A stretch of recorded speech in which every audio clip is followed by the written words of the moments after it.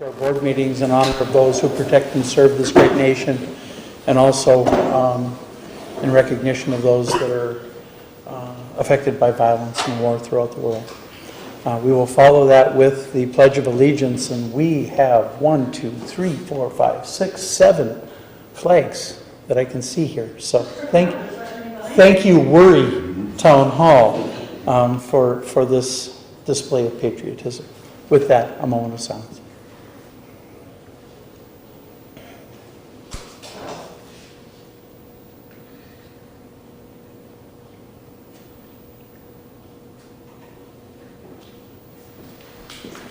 I pledge allegiance to the flag of the United States of America and to the republic for which it stands, one nation, under God, indivisible, with liberty and justice for all.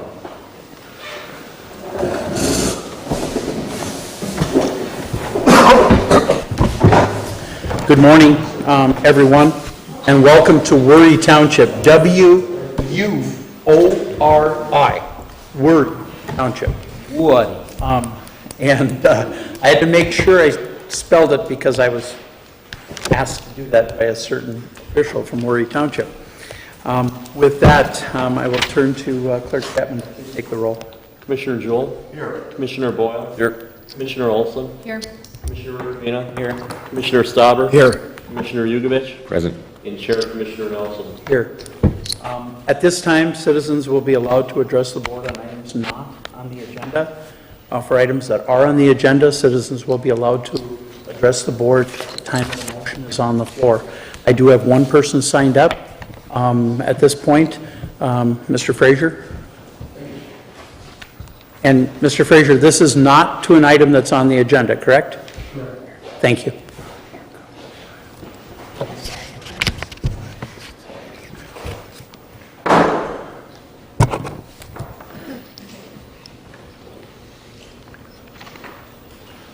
Thank you for allowing me to speak here today and be with you all. My name is Dennis Frazier. I am from Zim, and I've worked for St. Louis County Human Services since 1985.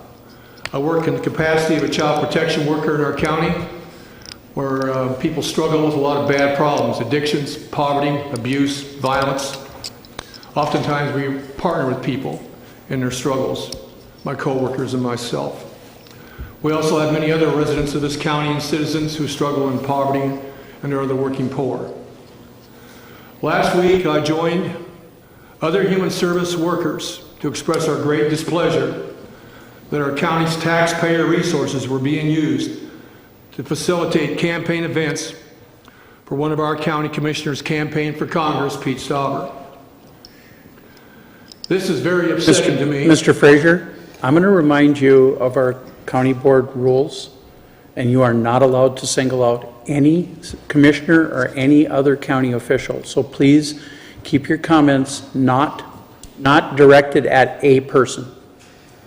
This is very upsetting to me as someone who has spent their career making increasingly scarce county resources go as far as possible to help the most people in the most dire circumstances.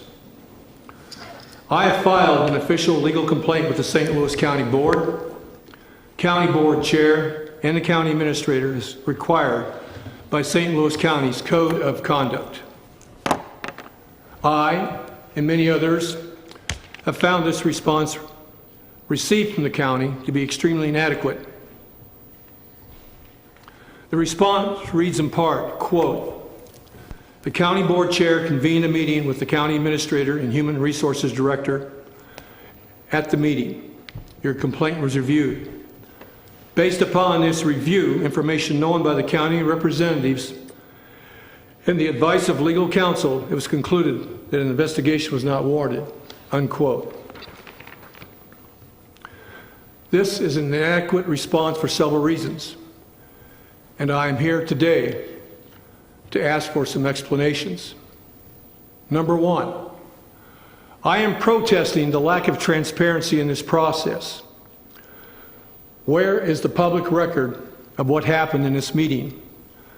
The public demands transparency, as they should, for what was discussed here, and there is none. It looks like a cover-up to myself and many others, knowing that the county board chair is a supporter of the candidate in question. Does not put my mind or many others' mind at ease. Number two, our county, the people of this county need to know what, quote, information known by the county representatives, unquote, means. What information did you know? What information did you decide to use? There was no reason to investigate or take action. There was more than adequate evidence in the complaint that I filed. There was more than adequate evidence. Again, this appears to an observer the county board is covering up for each other and will not tell the truth to the public. Number three, the public deserves an exact list of the names of the people who were involved in making this decision. Were the people in the meeting all supporters of the candidate in question? Number four, if you consulted legal counsel, which it says you all did, what was the legal standard you used to decide that there was no further need for an investigation? The candidate admitted through his own statements, through the media, that he meant the event to be a campaign event. Meanwhile, the county claimed it was simply an event to promote the work on the opioid crisis. You can't keep your story straight, and the lack of consistency on the county statements and the candidate statements makes the public and county employees and citizens in general, like me, feel like the county board members are covering up for each other's bad behavior. Any fair-minded person would see what happened here and recognize that there was a clear misuse of county resources. And the fact that the county has responded by doing nothing is frankly disrespectful. Think of it. Any county employee caught doing similar activity would be reprimanded and probably fired. There's one set of rules for all of us, and there shouldn't be exceptions because someone has an election certificate, friends and connections in our courthouse. Much like the county board in this county has responded by doing nothing, when there was the email problem earlier, it was one set of rules for the county board Mr. and another set you are now for talking the about workers. something that will be on the board later in this meeting. If you want to address that, you will need to wait until that's on the agenda. Thank you. But in closing, I would like to see our officials react in a meaningful way when someone in an elected position does something wrong. It is the public's money. You serve the public, and that is the only right thing to do. Please journey on for justice to do the right thing. Thank you. Mr. Frazier. Is there anyone else who cares to address the county board on items that are not on the agenda today? Is there anyone else here who cares to address the board on items not on the agenda? Seeing none. Commissioners, you have the consent agenda before you. So moved. Moved by Commissioner Jewell, supported by Commissioner, excuse me, I'm coming down with that cold that Frank had, but yeah, not a good thing. Again, supported. The resolution has been supported. Is there any discussion on the consent agenda that's before us? Seeing none. All those in favor of the consent agenda signify by the sign aye. Aye. Opposed, same sign. Motion is carried. We now will turn to our regular agenda. We have an item under the Finance and Budget Committee, Chair Commissioner Stauber, to adopt and certify the maximum unorganized township road levy for 2019. It is moved by Commissioner Stauber. Is there support? Supported by Commissioner Boyle. I will turn to Deputy Administrator Fitzinger to frame this item for us. Note, I did not kick you out when Kevin came. I just wanted to make sure we noted that. Thank you. Mr. Chair, Commissioners, we have this item here is our annual review of the UT levy for taxes that are used for the improvements and construction of roadways within unorganized township areas of the county. Proposed for 2019 is a levy of $1.582 million, which is unchanged from 2018. And I think with that, I would look to our Director Fuldesy, see if he has any additional, more specifics that he would like to share with the board related to that. Public Works Director Jim Fuldesy, please. Thank you, Chair, Commissioner Nelson, and Commissioners. I have a few items to go over today concerning the unorganized township levy. Just trying to set the record straight, I guess, over comments that have been made over the past year or so concerning this issue. Through past board workshops and discussions like this, the board has had informed debate and made a number of policy decisions concerning the UT system. If you recall, back in 2008 and 2009, those were difficult budget years for local government. Department heads were tasked with bringing options to the board for raising revenue and cutting spending. Converting county roads to unorganized township roads to maximize the gas tax revenues coming to St. Louis County was a revenue strategy accepted by the board. In addition, the increase in UT levy was accepted as a revenue-raising strategy. In 2009, the board increased the number of UT roads from about 40 miles to 330 miles. This increased the town road aid to the UT system from about $20,000 a year to $120,000 a year. Currently, that's up to about $160,000 a year that we're receiving in state gas tax. It also increased the organized town road aid in St. Louis County by 18% during that same year. So essentially, by us adding that mileage to the system, we were able to have a bigger statewide piece of the pie. That also raised or floated all boats for all of the organized townships in St. Louis County who were receiving this town road aid as well. So in essence, that year they received an 18% increase, whereas the normal background increase in revenues was about 6 or 7%. So that move helped out all of the organized townships as well. In total, that was an almost 60% increase in town road aid to St. Louis County as a whole. This also increased our state town bridge apportionment because all of those bridges that were on that system going from roughly 40 miles to 330 miles now made those eligible for town bridge aid and also became part of the formula. So essentially we went from about $400,000 a year in gas tax collections going to town bridges to about $700,000 a year. So that was a significant increase. And then also all of those now new town bridges were eligible for town road aid.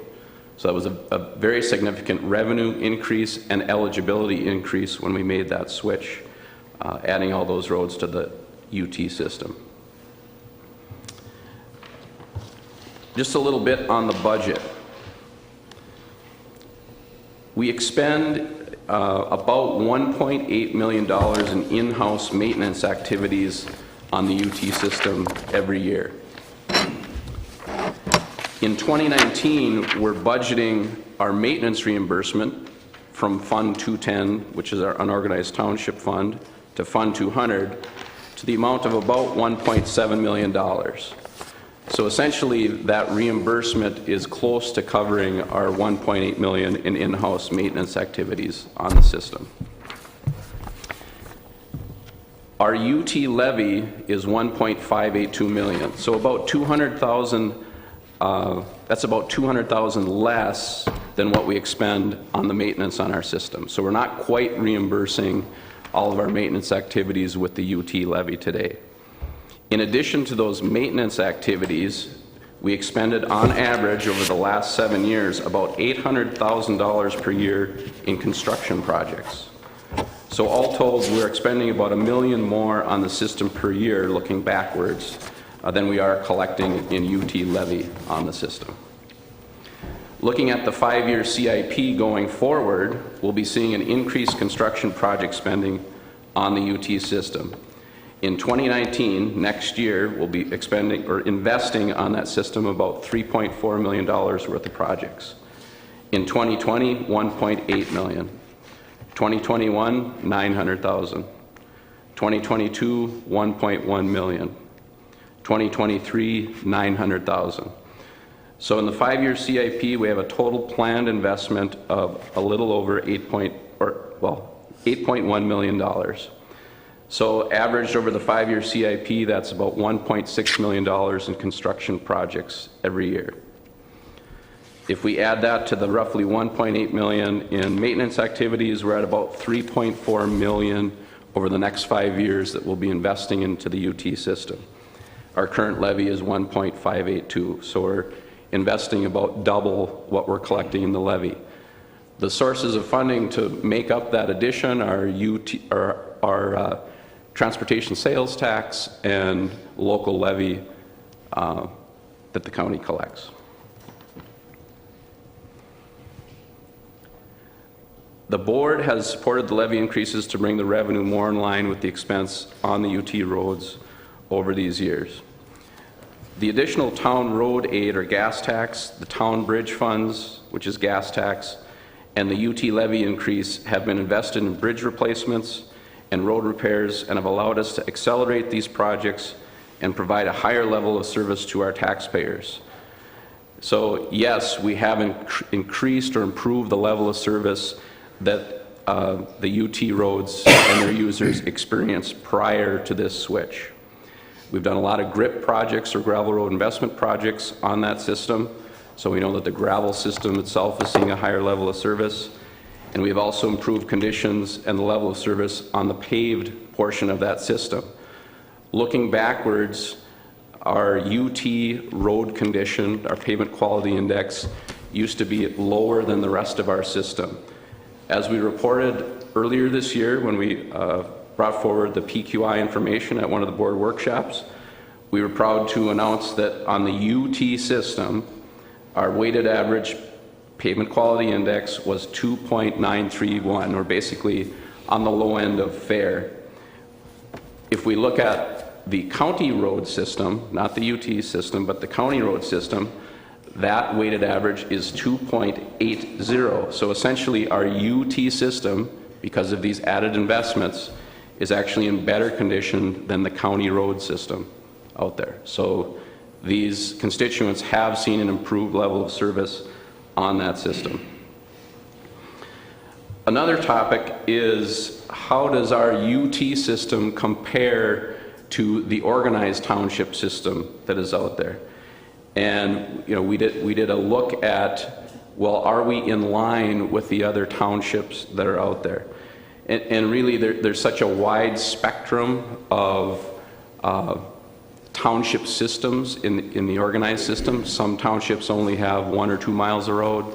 Townships like White and Brighting and Bowabic and Beatty, they have very large road systems. They have a robust system of maintenance activities on that system. And so when we compare ourselves to those townships, we rank very well as far as levy per mile or levy per constituent out there. When you look at the majority of the townships out there, the organized townships, they are 1 or 2 miles. They're usually dead-end roads, very low volume. It doesn't take a lot to maintain those on a per mile basis. When we step back and look at the levy per mile basis, we rank, the UT system ranks 25 out of 75. So there's roughly 30% of the organized townships levy more on a per mile basis than St. Louis County does on the UT system. So the other thing is, we have a lot of the maintenance activities are done by us on those systems as well. We snowplow most of the organized township system out there. So we have to maintain an equipment fleet, employee base, shops. All of that overhead is part of our ability to maintain not only our system, not only the UT system, but also a lot of the organized township system. So again, looking at the numbers, the fact that we're 25 out of 75 on a per mile levy basis, I think we're doing pretty good there. One other item, in organized townships, there are many county roads that, well, I covered that already. Basically, very low volume roads, we've typically tackled those issues for the township. So I guess with those comments, I'll stand for any questions. Board members, do you have questions of Director Faldesi at this point? Commissioner Boyle, please. Director Faldesi, so basically the taxation that we put on the organized townships, we put 100% back into it, correct? Chair, Commissioner Nelson, Commissioner Boyle, correct. Thank you. Other commissioners, questions? Jim, I do have one question on this. When you talk about some of the investments that we're looking at putting in the next several years, $3 million next year, are we addressing some of the bituminous issues in unorganized townships as well? With it seems like an awful lot of money on gravel, which is why I'm asking the question. So how many of those miles in the UTs are bituminous surface? Chair, Commissioner Nelson, and Commissioners, I don't have the split on those 300 miles gravel versus paved in front of me. However, when I went through and put these numbers together, the huge majority of the numbers are reclaim and overlays on paved portions of the UT system, bridge projects, and grip projects. But to make up that $3 million number next year, most of those are reclaim and overlays and bridge projects. And that when I went through these numbers, it did surprise me somewhat that we're doing $3 million on that system next year. And well, you're the Public Works Director, you shouldn't be surprised by that. You're in charge of the 5-year CIP, right? What is telling about that is we don't look at this system, the CASA system, the county road system, the UT system as separate systems. We look at how the roads are used, what is their function, what is their purpose out there, the ADT that's on them, the condition, and we look at the system as a whole and its connectivity, its function, and that's how we make those decisions. We don't make them on, these dollars go here, these dollars go here. It's trying to make the right investment at the right time on our infrastructure, trying to get the lowest life cycle cost on the entire system. So looking at it that way, it doesn't surprise me. But when you try to categorize these things and you look at how much we're spending on each system, it just shows that we're kind of colorblind to the name of the road or the type of road it is. We're just trying to look at the system as a whole.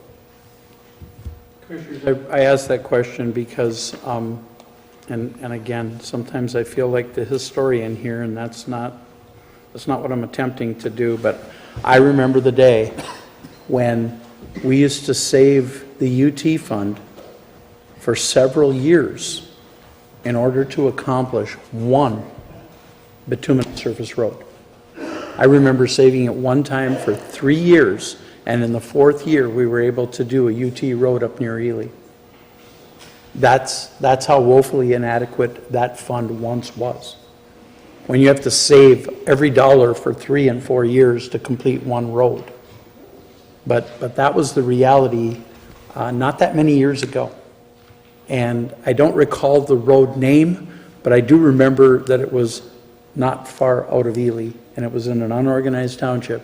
And I know that in order to get the resources to do that road, we literally had to hold that fund for 3 years, and in the 4th year, we were able to complete the project. So that was what was so telling to me when I looked at that $3 million. Commissioners, other questions at this point? Commissioner Rukavina.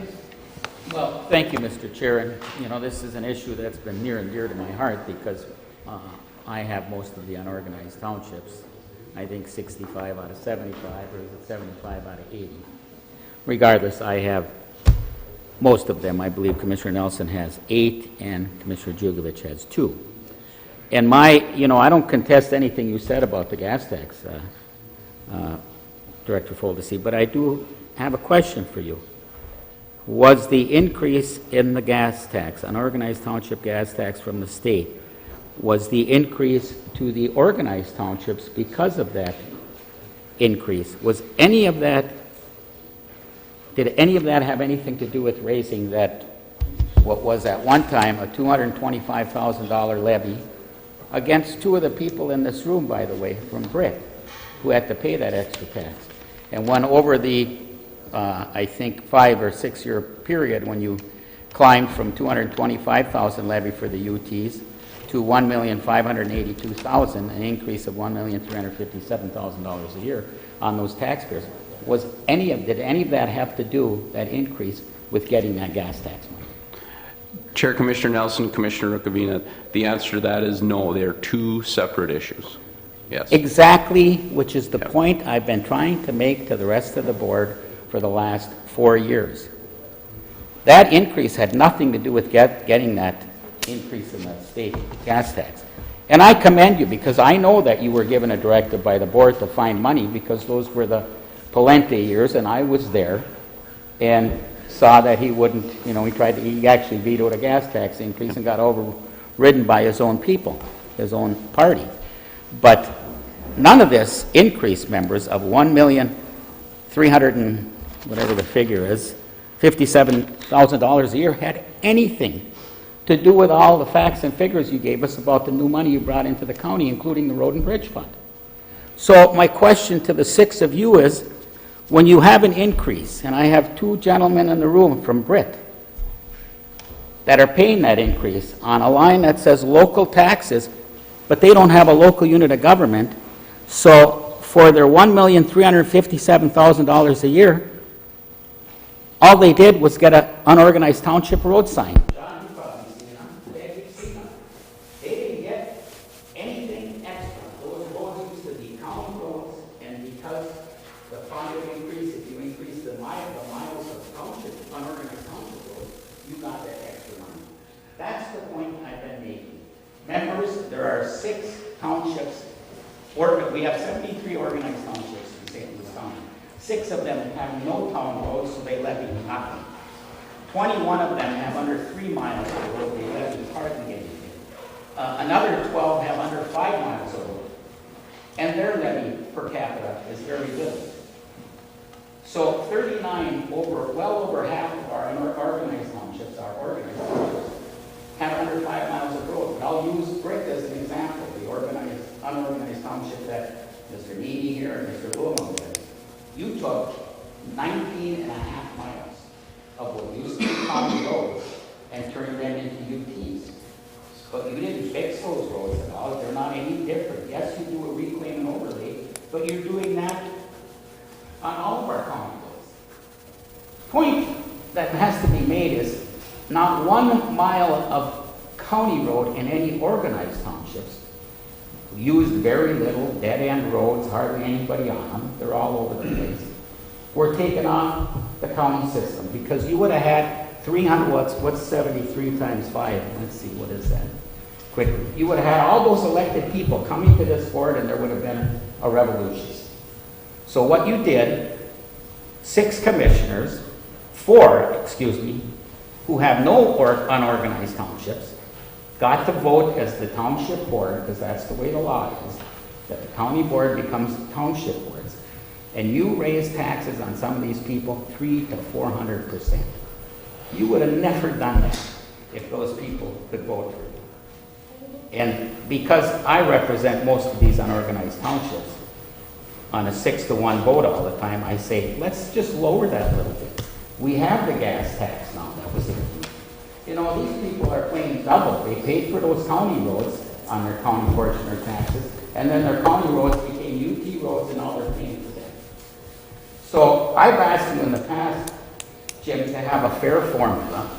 If we take the average number, you mentioned White that has 40-some miles of road, then I think the next might be Kenosha or Alton, which has a bunch.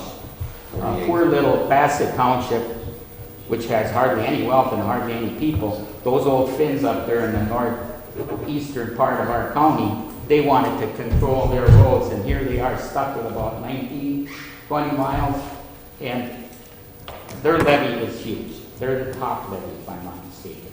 Next is the UT people, who are paying over $28 per capita for this. So, you know, I've asked you to just lower it by 250 grand or so for a good faith effort.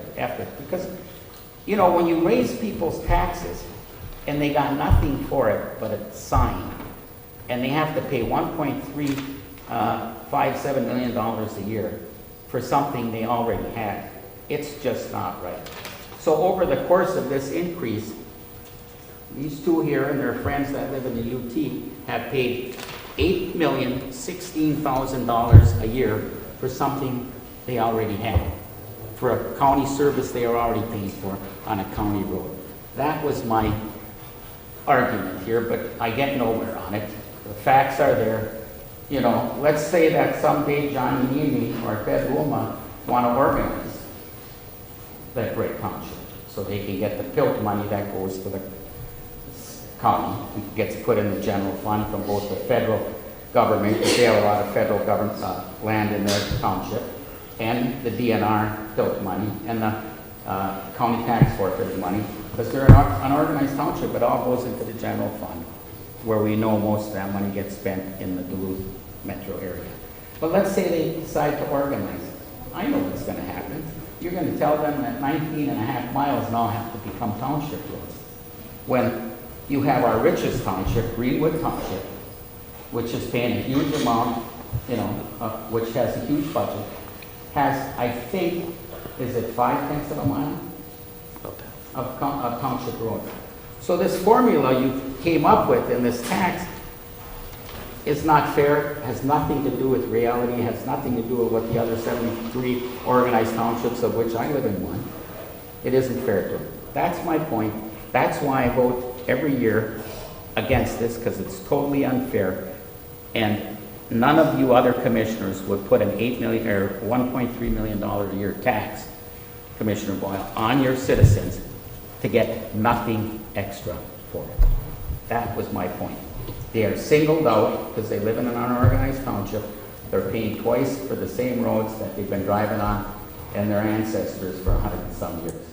And you answered my question that none of this increase from $225,000 a year to $1,582,000 had anything to do with getting that bridge money, getting that road money.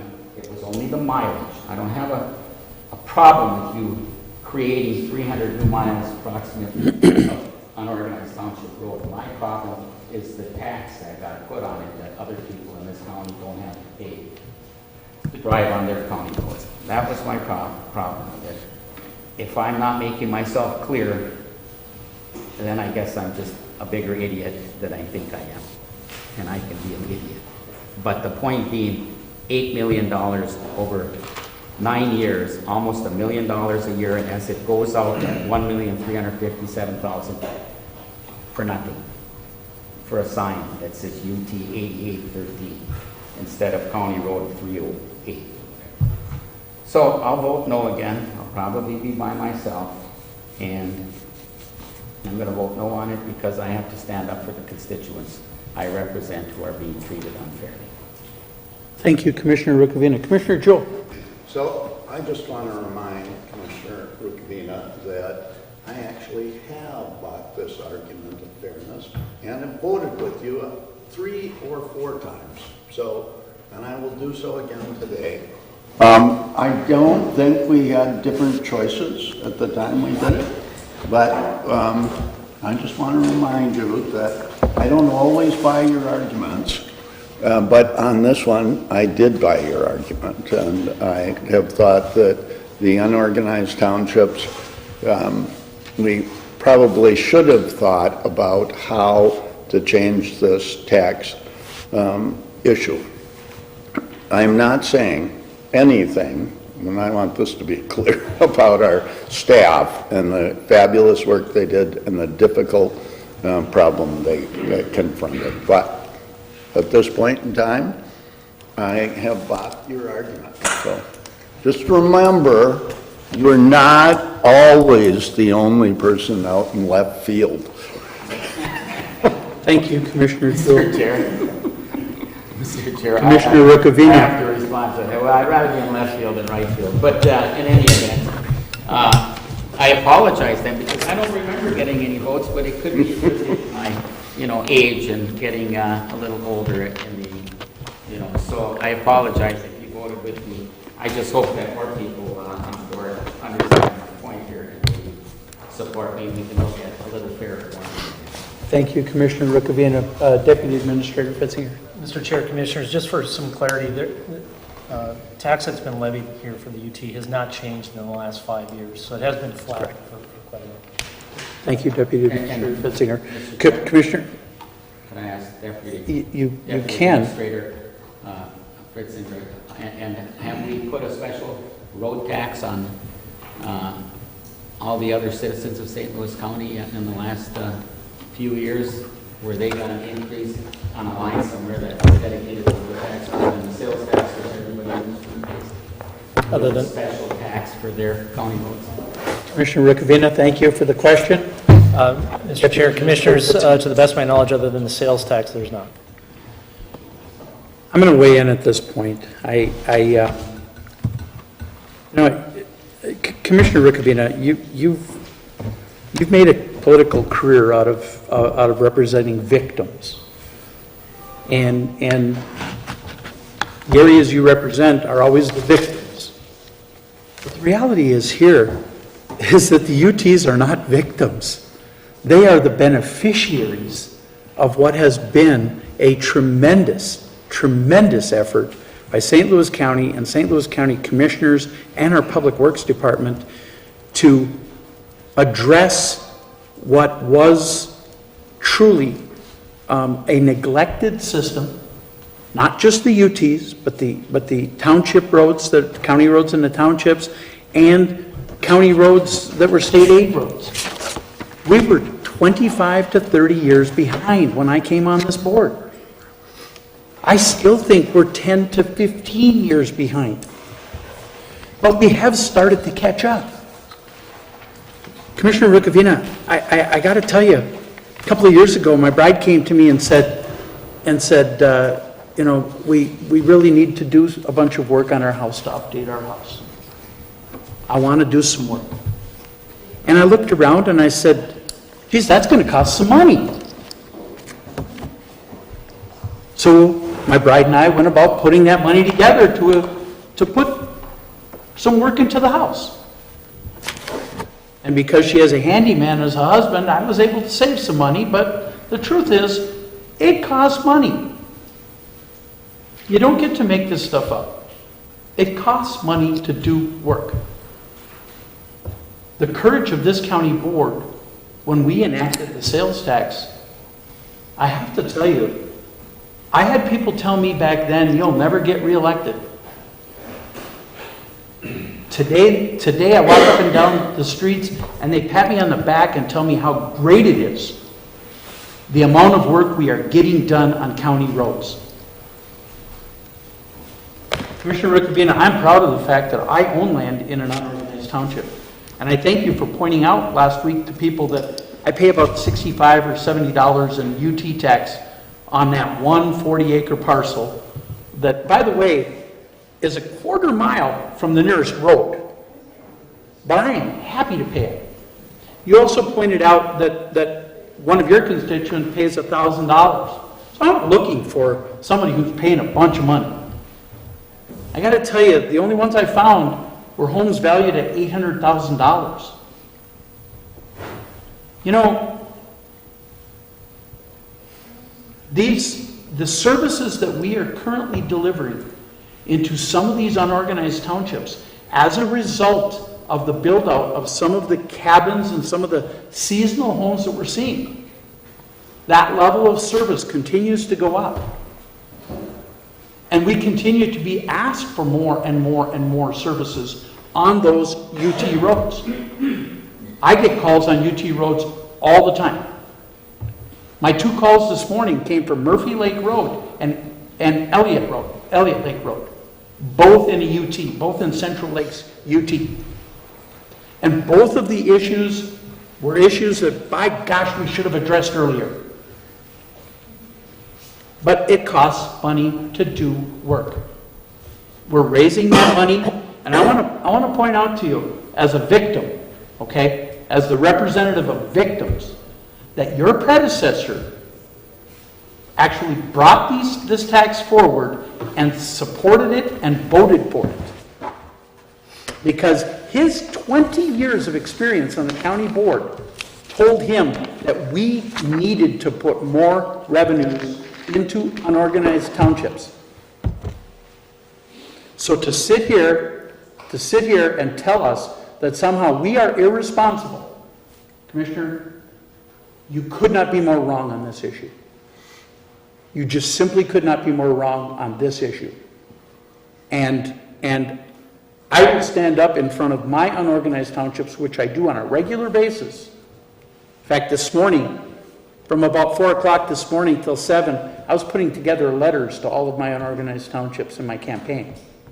I hope that's not a violation of the campaign practice that I said that. But that's what I was doing. And one of the things I was most proud of was the fact that we raised taxes in those unorganized townships, and we're spending every dollar back in those unorganized townships times 2. I couldn't be more proud of that. And my 3 unorganized townships that are closest to my home are some of the most populated unorganized townships in St. Louis County. And that's Bass Lake, that's Mackinac, that's Central Lakes. Those are my neighbors. They're not just my constituents, they're my neighbors. And I see them all the time.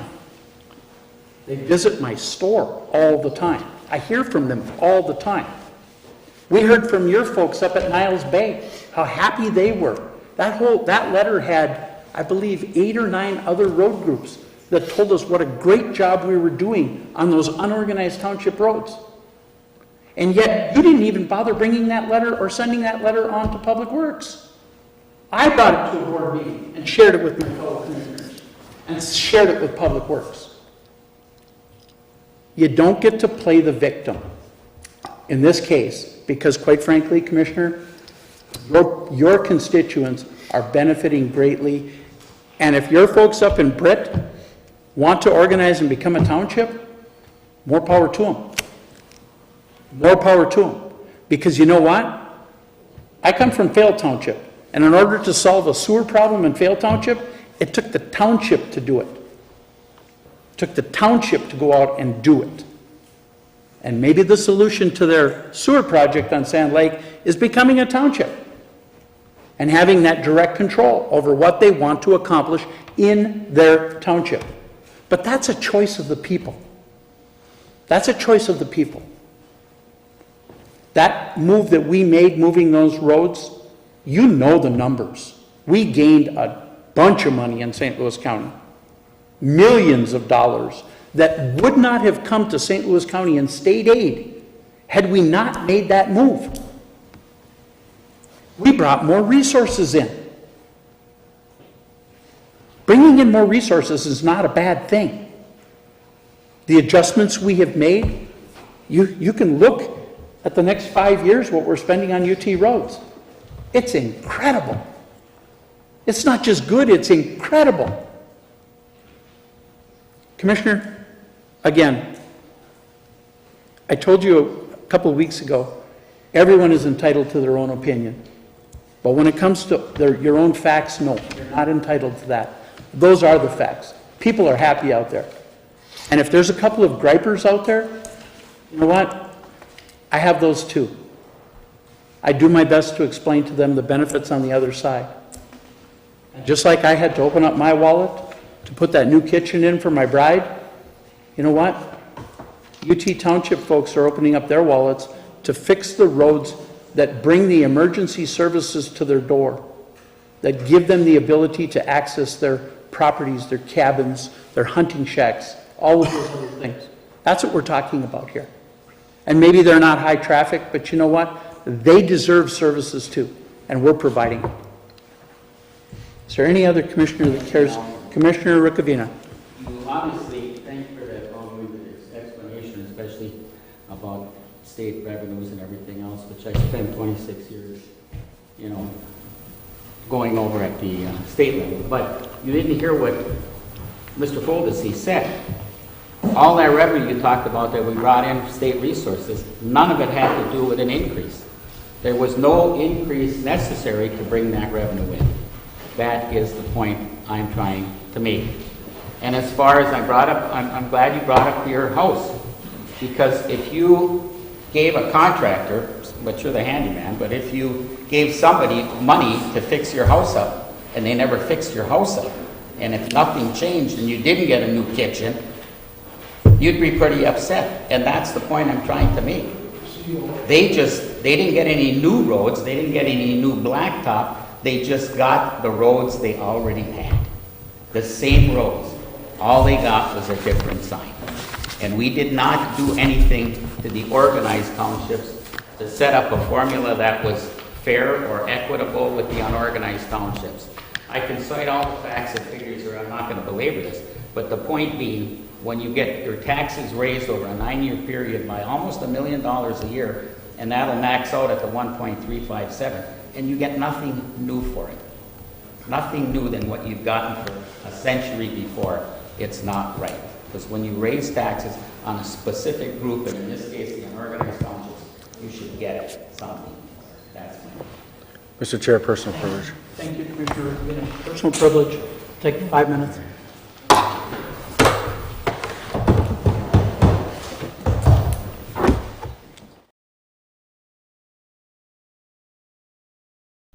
Anyhow, Commissioners, is there any further discussion on the UT road tax? The item that is in front of you, number 1 under Finance and Budget. Any further discussion? Seeing none. All those in favor signify by the sign aye. Aye. Opposed, same sign. No. No. Roll call vote.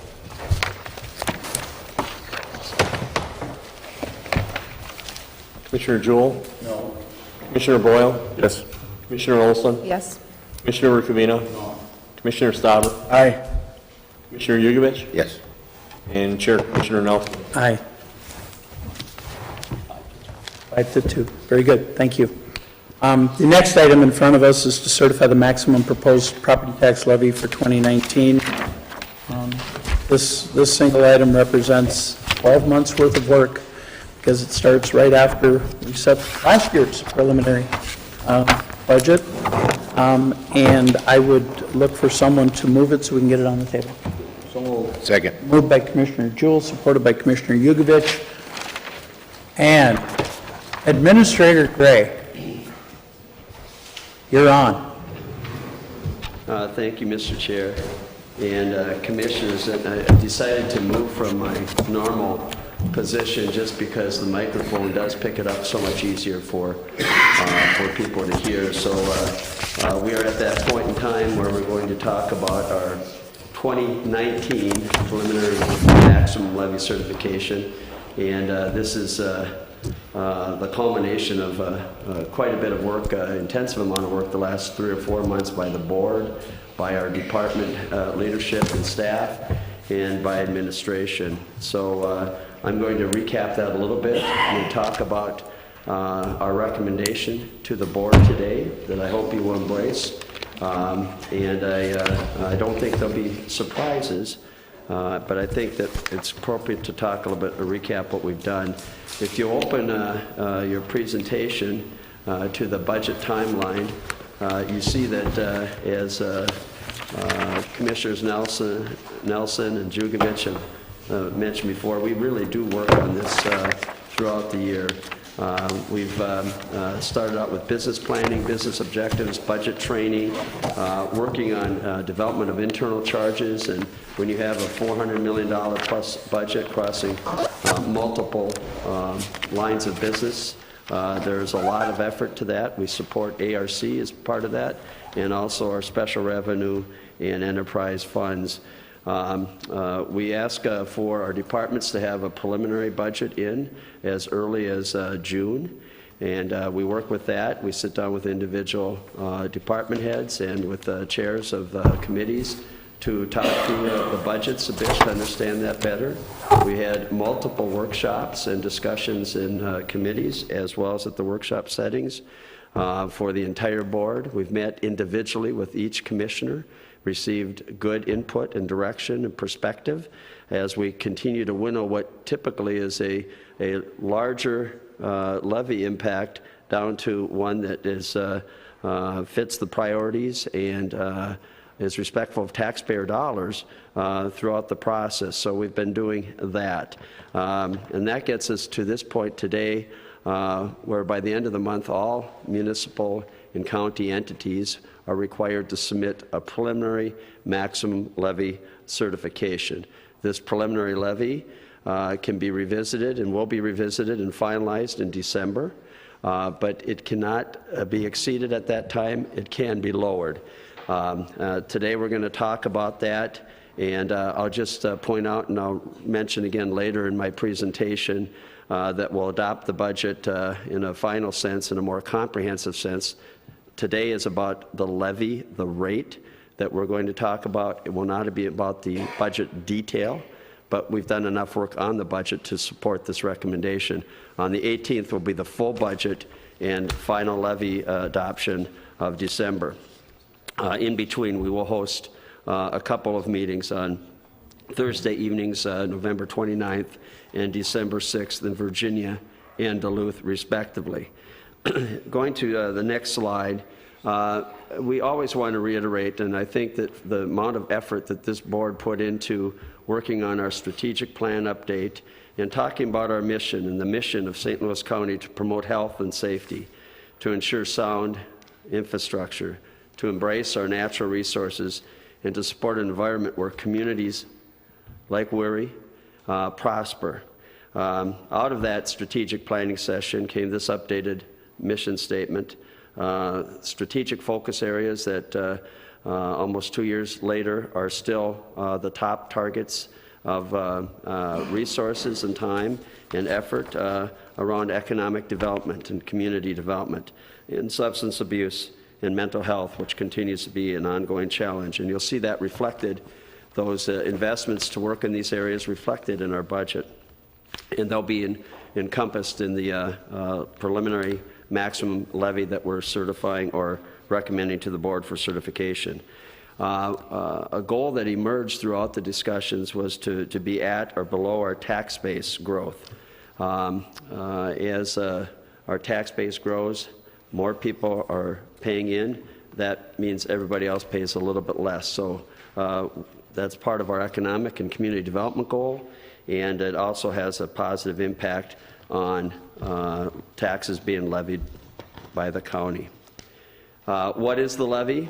We get that question a lot. We discuss it, of course, at the board level, but for people listening in and observing today, the property tax levy is the portion of the budget that comes from property taxes. And that levy, that dollar amount, if you will, is divided among all property owners based on their valuations and the classifications or types of property. Is it seasonal recreational property? Is it commercial property?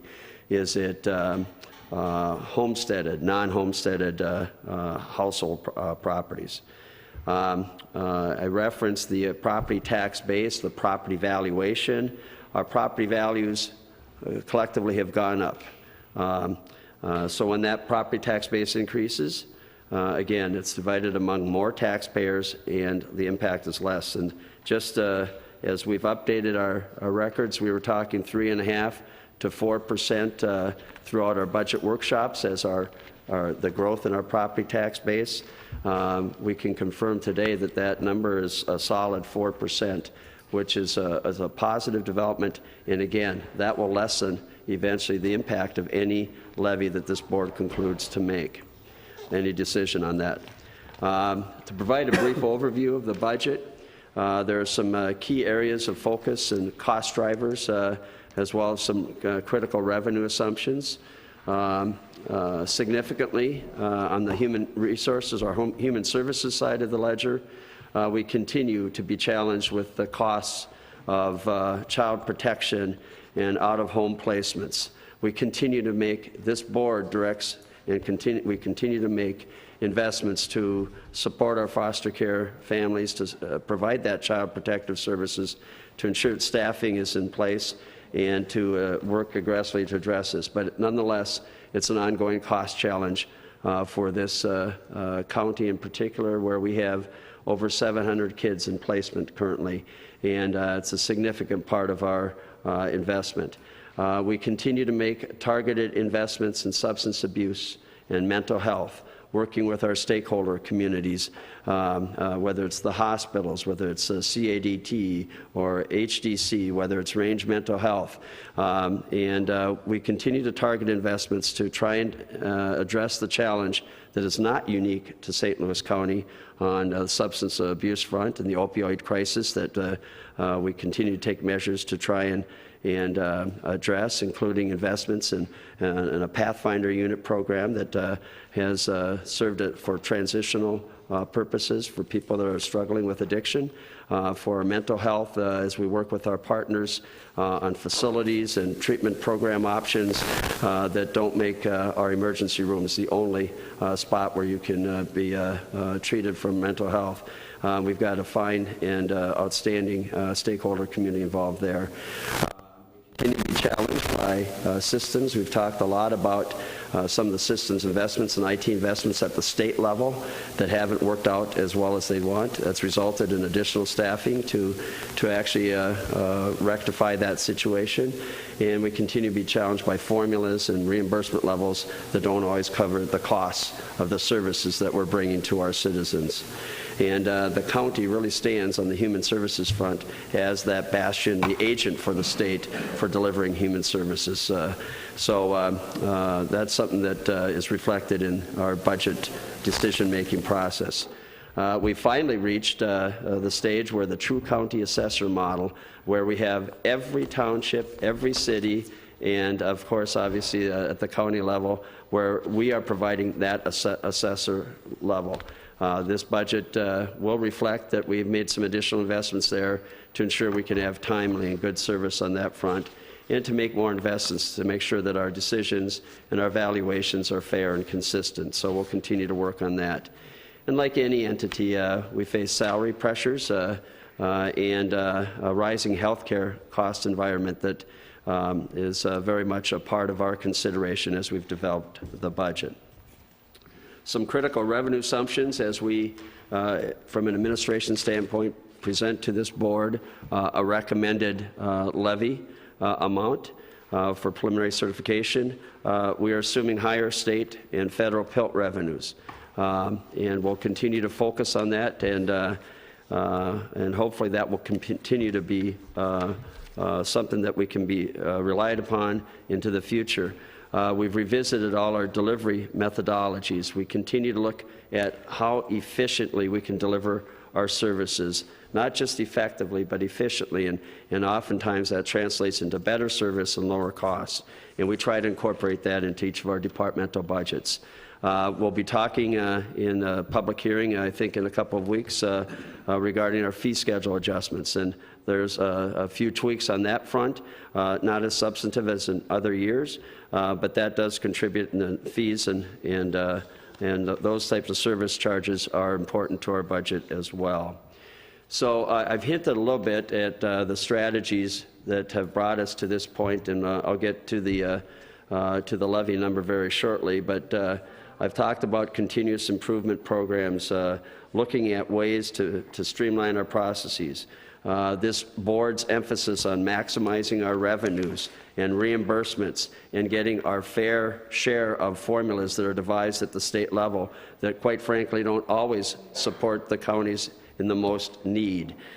We continue to scrutinize and make investments and make sure that we're right-sized with respect to staffing and providing services, including infrastructure, so that we have the right facilities that are easy for people to reach and easy for people to get in and about, which has been a challenge on some other fronts. So I'm looking very much forward to the ongoing completion of the Cook Public Works Service Center, and of course our North Government Services Center under construction in Virginia. we'll continue to seek grants and work with other agencies and community partners to bring in more revenues and to try to tackle these difficult challenges. In particular, we continue to look for grants as relates to public works, public health and human services, and economic development. We bring to the board and have difficult discussions about non-mandated or non-required services. And we make targeted investments. And in our extension program, as we work with our kids throughout the county, we are making those qualitative investments. Those costs, those investments are reflected in administration's recommendation coming forward to you today.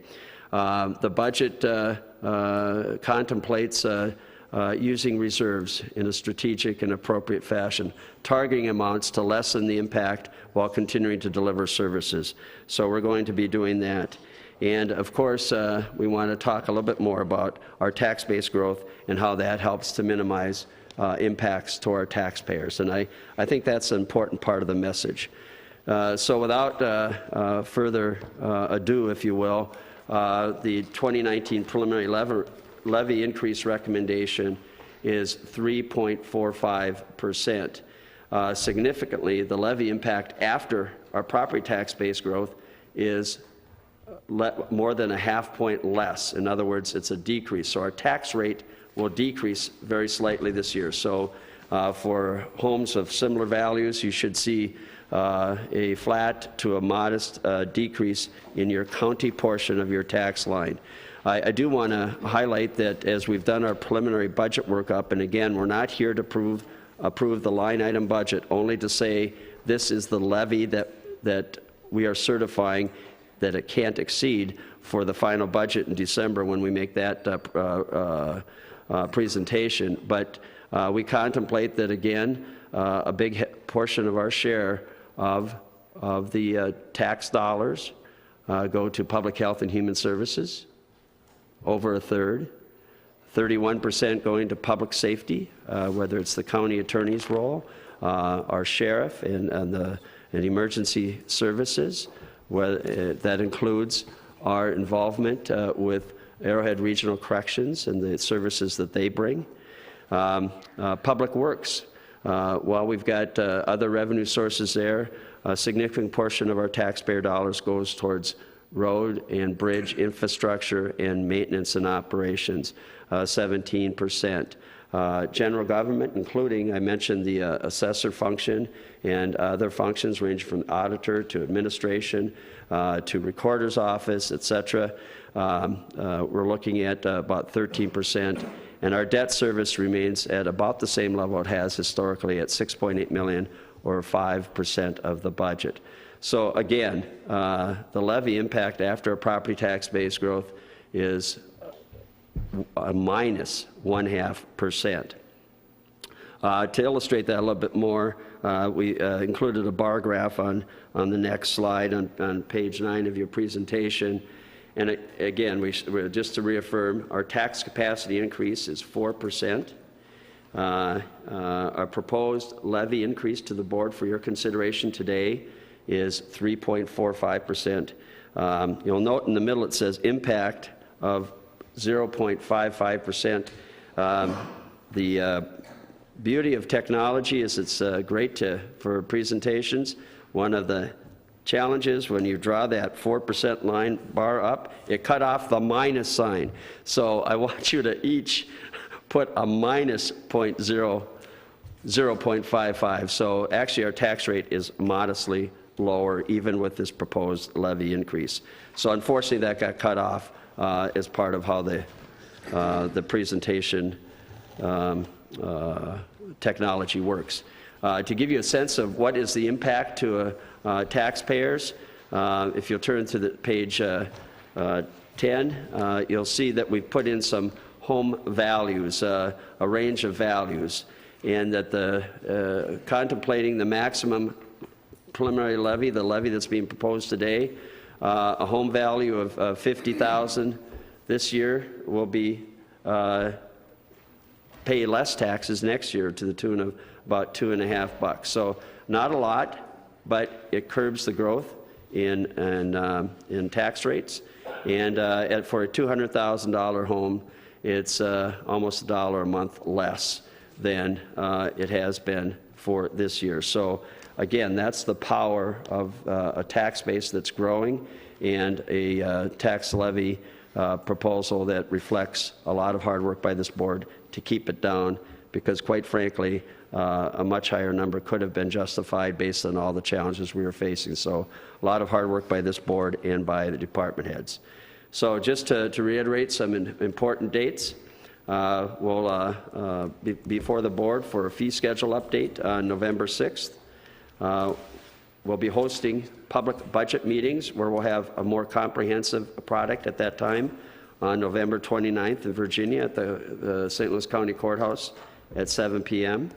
On December 6th, another public budget meeting in Duluth, also at our courthouse in Duluth at 7 p.m. And then at that time, on December 18th, after taking input from the public and continuing to refine and look at these numbers and bring the detail to a final disposition, we'll be presenting our budget for adoption by the board on December 18th. So again, the proposed levy increase recommendation from administration to the board is 3.45%. The levy impact after tax base growth is a minus or negative 0.55%. Thank you, Commissioner Gregg. Commissioner Egan. Thank you, Mr. Chair. Just a lot of hard work went into this. Thank you so much to Bree and Brian and everybody involved in the board. We work, and it's a year-round process. It's not something that we take up in June and start working it. It's tomorrow. We're back on it. They're back on it, and we have a great staff that does a lot of work, hard work, and it shows. So I think everyone can be very happy with the preliminary numbers. I think it's very satisfactory, and it shows just how much work we do. And one other note, Mr. Gray goes to great lengths not to sit next to me. Just don't blame it on acoustics. Thank you, Commissioner Yugovich. Other discussion on the budget? Commissioner Rukavina. Thank you, Mr. Chair, and thank you, staff and members of the board that worked on this, because, as Commissioner Yugovich said, it's a year-round process. I just want a clarification on one thing, though, Mr. Gray. The tax capacity increase, is it all new construction, or is it because there are increased valuations done by our assessor's office also? Mr. Chair, Commissioner Rukavina, it's a combination of both, yeah. So just, for the sake of clarity, these numbers you show on the second to the last page are average numbers. And so if somebody's home went up from 150,000 to 175, they're not going to see a $7.45 decrease on the county. Chair Nelson, Commissioner Rukavina, Commissioners, that's correct. We're going to see if your valuation increases, the impact of the growth will help reduce the amount, but won't be a complete offset. And I think you brought up another really good point that maybe I should make, not so much for the board, but for those who are listening and viewing. We have a very complex property tax system. There's just no other way to say it. It's especially complicated in St. Louis County because we're unique in that we have a taconite relief area. So there are different taxes that flow through those in the taconite district, if you will, and it makes for a much more challenging environment. We're very fortunate to have Auditor Dicklich and his team, including Brandon Larson, who, if you've ever gone into his office and sat down, you're surrounded by about 6 or 7 monitors, and he presses a number over here, it flashes over there, and it's very complex, but Auditor Dicklich, I think that the resources we put into managing our fiscal disparities, our taconite relief areas, getting the right taxes, and of course each and every school district, township, and city decision around their levy impacts the county levy. So, short story, those are averages county-wide, and and it's going to be very different for each and every taxpayer. And Mr. Chair, just quickly, Rukavina. and we can't forget that there is the state rebate program, which many of our constituents qualify for, that I'm sure that Auditor Dicklich will again put out letters, and I've put out letters individually, and I urge my other commissioners to do the same for many of our constituents who qualify for that rebate program.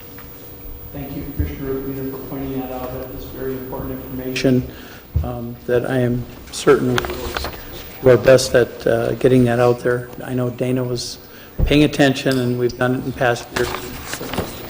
Good information for our taxpayers. Commissioner Boyle. Thank you, Chair. Administrator, great work with you and your team this year, and for the board, you know, we are very fortunate that we have this growth. I was on the city council. I started in 2009 in Duluth, which, as we all know, is just at the brick of the recession, and those were extremely difficult times. So, as a board, we should be very fortunate to be where we're at with this growth. Administrator Gray, do we have an assumption of where the state is statewide with property growth? Do we have any idea where we're at? I think Duluth said they were about 3.5% with their growth. Where do we know at statewide? Chair Nelson, Commissioner Boyle, Commissioners, countywide we're at 4%. I think that the city of Duluth used 4% in addition to their levy increase. I mean, so I think that they're contemplating 4% growth in the city. They're working on a little more preliminary numbers as well, but I think that's a pretty good number. Maybe it's even a little bit low. So it's interesting to see where our growth is. And I would remind the board again, of course, that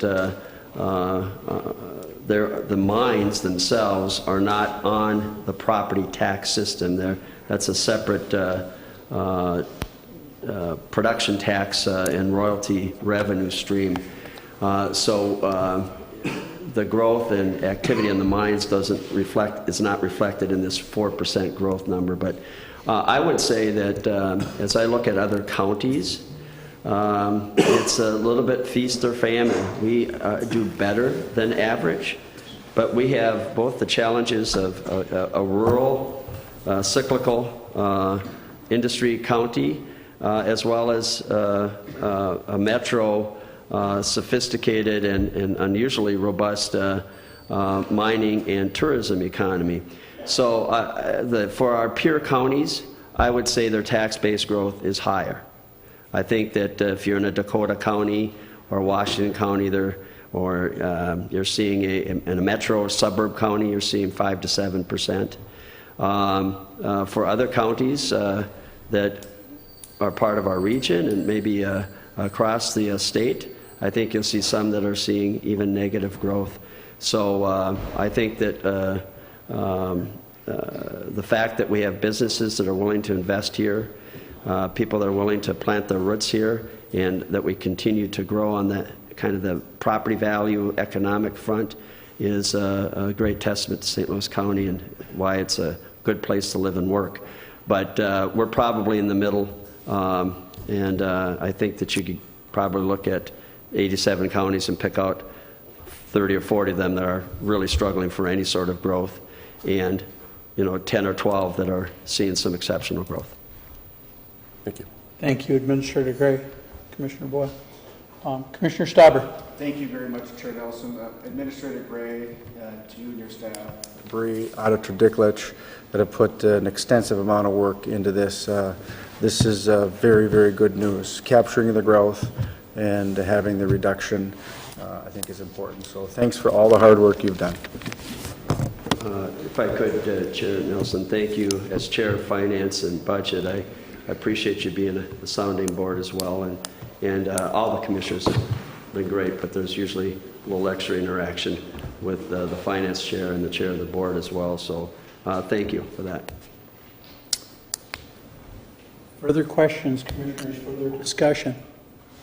At this point, I would like to weigh in, and I'll apologize in advance to Commissioner Rukavina for the length of my comments, but I think it's important. We continue to see pressures coming to St. Louis County.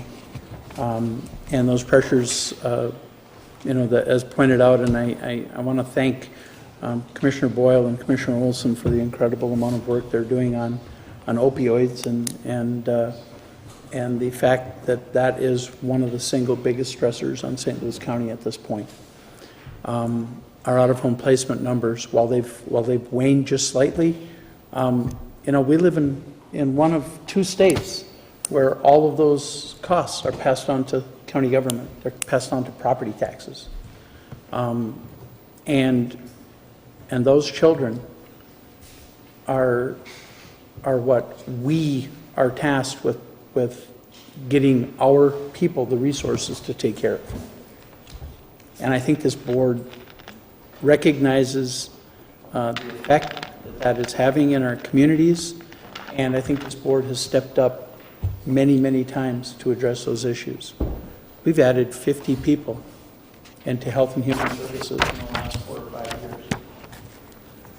And just do the math on salaries and benefits, and that 50 people is a significant amount of money that we are tasked with asking people to reach into their wallets and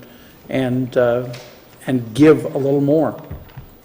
In this case, we're very fortunate, and we have been very fortunate for a number of years. We continue to see real property tax growth.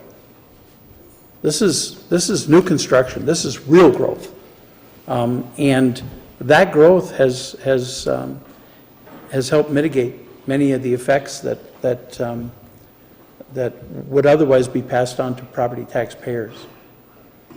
We see 0.5%. Of course, that doesn't always translate to everybody in the county, but in general, there's no question this is going to be very flat, if not a little bit lower throughout that. Look, our incredible team doesn't just include our administrative team. Every department head, day in and day out, is working towards these budget numbers. Administration, Brianne, Brian, Kevin, with the help of Auditor Dicklich, they bring it all together. But let's not forget our department heads. And also, let's not forget our elected department heads. Because while you hear horror stories in a number of other counties, I want to point out that in St. Louis County, we do not have that. We have a sheriff's department that understands the fact that public safety, while it's absolutely the most important thing we do, is something that he needs to work on containing costs. We have an attorney's office that for the first time in many years asked us for some help to get a couple of positions in child protection. They were modest requests after many years of holding the line. And again, this county board and this county staff tasked with protecting those children. Some of the horror stories that our attorneys see and our law enforcement people see are distressing at best. And I feel for those staff that work with it every day, whether it's in Health and Human Services or the attorney's office or in public safety. We embarked down this road of what I'll call fiscal responsibility a number of years ago. And I always try to remember and give credit because we've been so fortunate to have a string of county administrators, and our most recent for a long time, okay, who not only makes a budget but has to live with the budget. But under Administrator Fry, we started on this path. And we, St. Louis County, today enjoys a AA+ bond rating, folks. They don't give those away. They don't give them away. The work that was done by administration and Auditor Dicklich should never be discounted. That is saving taxpayers. That single item from A to AA+ is saving St. Louis County taxpayers millions of dollars. I hear out on the street, and it's an interesting season because it's crazy season. And you'll hear all kinds of crazy comments in crazy season. But I hear out on the street that somehow, in my tenure, I've been spending money like a drunken sailor in Duluth. First of all, I feel bad for those people that are being labeled as drunks who are not, because I know a lot of sailors and merchant marines that are very dedicated to their profession. But the fact is that we're not spending money, we're investing money. We're investing in infrastructure that was long, long, long overdue. I want to thank my Duluth area commissioners. We recently bonded for $46 million worth of improvements in northern St. Louis County. We did that with a unanimous vote, folks.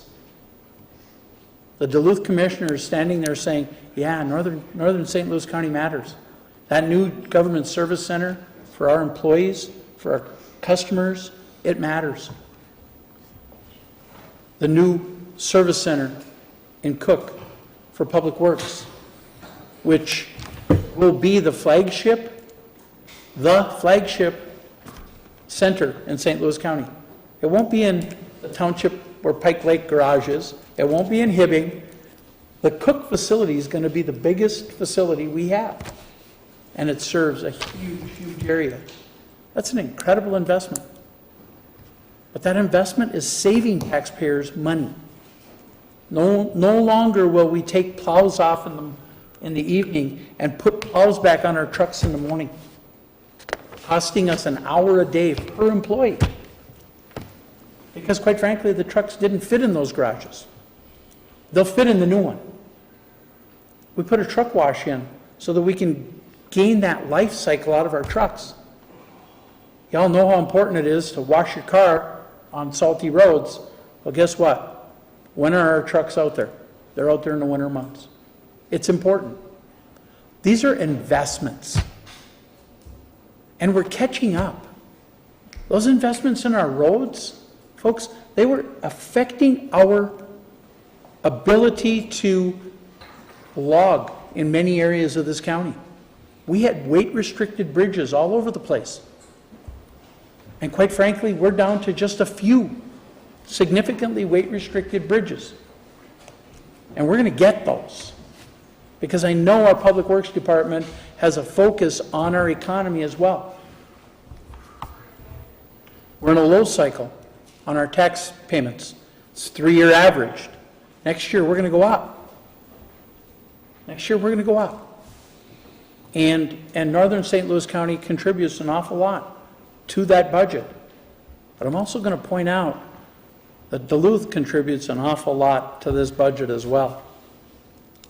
When you look at sales tax and the money that's being spent on roads and bridges throughout St. Louis County, I will tell you that Duluth and the Duluth area is 10 million plus of those 15 million we're taking in. And it's being invested throughout St. Louis County. We made a promise to invest in Duluth as well. There was some consternation when we started down this path, and the former mayor didn't understand that we, this county board, cared as much about Duluth as we care about the whole county. Some of the projects we're accomplishing in Duluth are setting the stage for a number of other accomplishments that the city is going to be able to get done. So when it comes to being partners, I think St. Louis County is a tremendous partner. One of the things that over the history of St. Louis County, when we set a preliminary levy, we typically stick with that preliminary levy. You look at our track record, there's no crystal ball here, this is science, how we get to a number as close as possible. So don't look for, in my opinion, I would tell everybody, while we're going to continue to work at lowering this, don't expect that. I think this number is a legitimate number. I think it's something that after 9-10 months of work, this is something that we need to be able to continue to provide the services to St. Louis County citizens. So while we look at this, it's a real number, folks. I've looked at some of the city numbers around, and they're reporting numbers that are about half of what their levy is. The real levy, 7%, reported as 4%, or some of the levies that I'm seeing in other small communities that are struggling with health insurance issues, 20, 22. It's a tough environment out there. Our self-insured health plan has helped us balance out some of those numbers. While I'd like to see more money put into that plan, I understand where we're at. I understand what we're up against.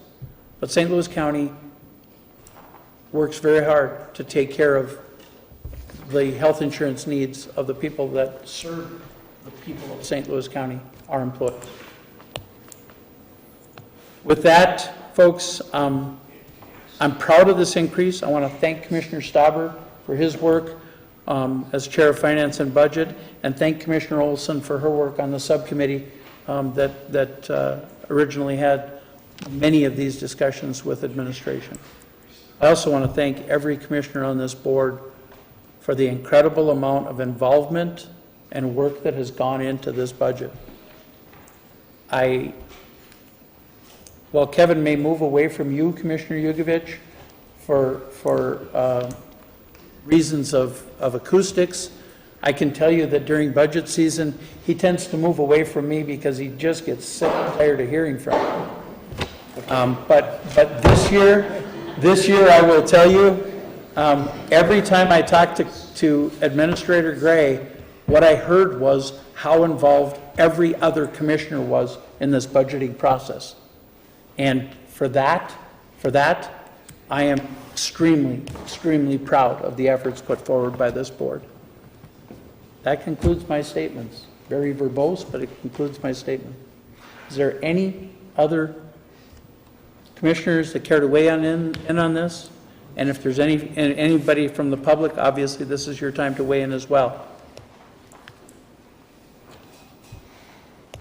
Seeing none, all those in favor of the preliminary levy of 3.45% signify by the sign aye. Aye. Opposed, same sign. The motion is carried. We have one other item. Move to suspend the rules. Move to suspend the rules has been made and supported. Moved by Commissioner Boyle, supported by Commissioner Olson. All those in favor of suspending the rules to hear the next item, signify by saying aye. Aye. Opposed, same sign. Motion is carried. I would look for a motion to get this on the table. Moved by Commissioner Rukavina. Is there support? Support by Commissioner Olson. Administrator Gray, and I do know that we have others here to address this as well, but please frame this issue for us if you would. Well, thank you, Chair Nelson, Commissioners. The action before the board is both one to clarify in upcoming action by Environmental Services to reach out to property owners in the Sand Lake, proposed Sand Lake Sanitary District, and as part of that clarification, rescind a prior board resolution, specifically Board Resolution 17689 that was adopted a year ago in November. The board action will also authorize Environmental Services to conduct a poll reflecting, and again, this is the clarification piece, of one vote per property of the owners within the boundary of the proposed sanitary district. This will help determine support for the district's creation and be informative to this board, who acts as the town board for this unorganized township area. With the boards, so I would say this twofold. One, I think this is both, again, a clarification. It is not a significant departure from what was intended and discussed a year ago, and but an action is needs to be taken to rescind that because the wording in the prior resolution wasn't consistent with what we wanted to have happen relative to this poll. There's been great engagement since that time by property owners in the Sand Lake area.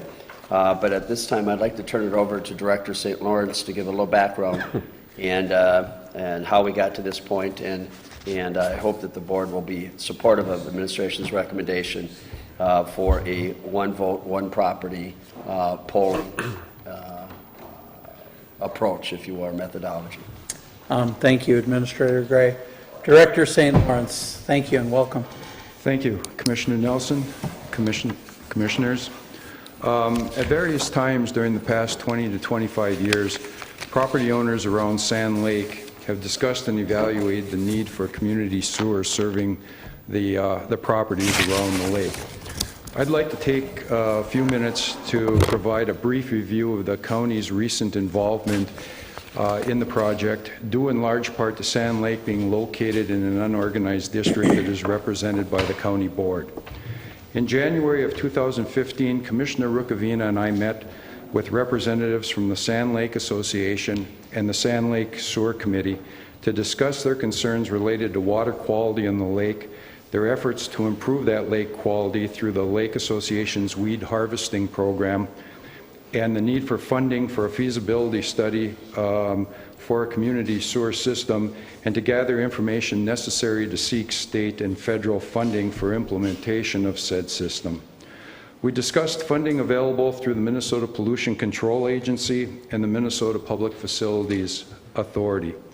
Commissioner Rukavina then volunteered, very kindly I might add, that Environmental Services would submit a grant application to the state on behalf of the Lake Association should the association and the committee be interested, which they were.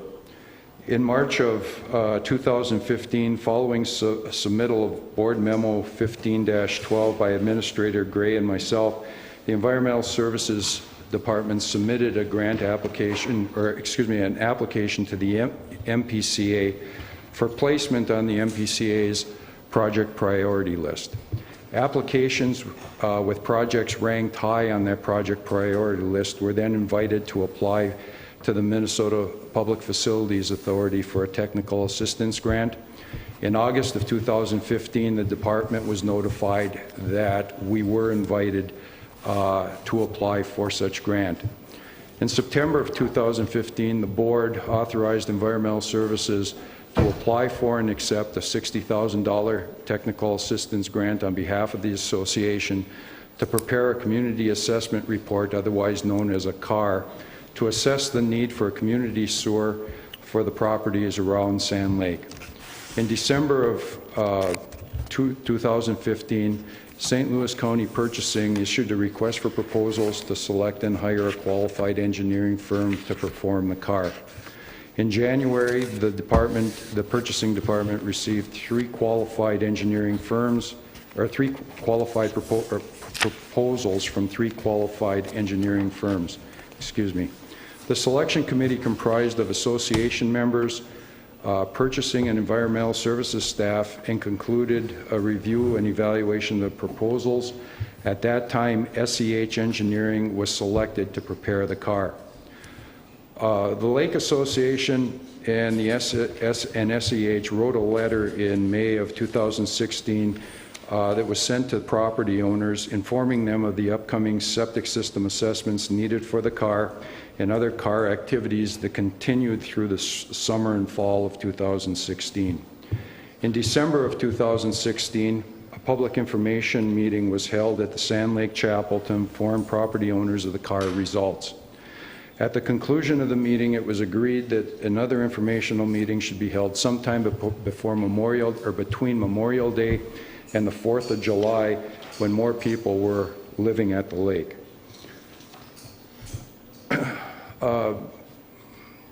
In April of 2017, I received a letter from the association, the Sand Lake Association, informing me that the Sewer Committee was no longer a committee under the Lake Association. I also received a copy of the association letter to Sand Lake residents notifying them that the Lake Association had decided to separate itself from the Sewer Committee for reasons that I identified in the letter. At that point, the county continued to assist the sewer committee with its endeavors. In June of 2017, the Sand Lake Sewer Committee held a community meeting at the Sand Lake Chapel. Representatives from Crane Lake Sanitary District, the Captogama Subordinate Sanitary District, SEH Engineering, Commissioner Rukavina, Environmental Services, and the Sewer Committee provided information regarding the CAR, sanitary district formation, potential funding mechanisms, community sewer system options, and projected project costs.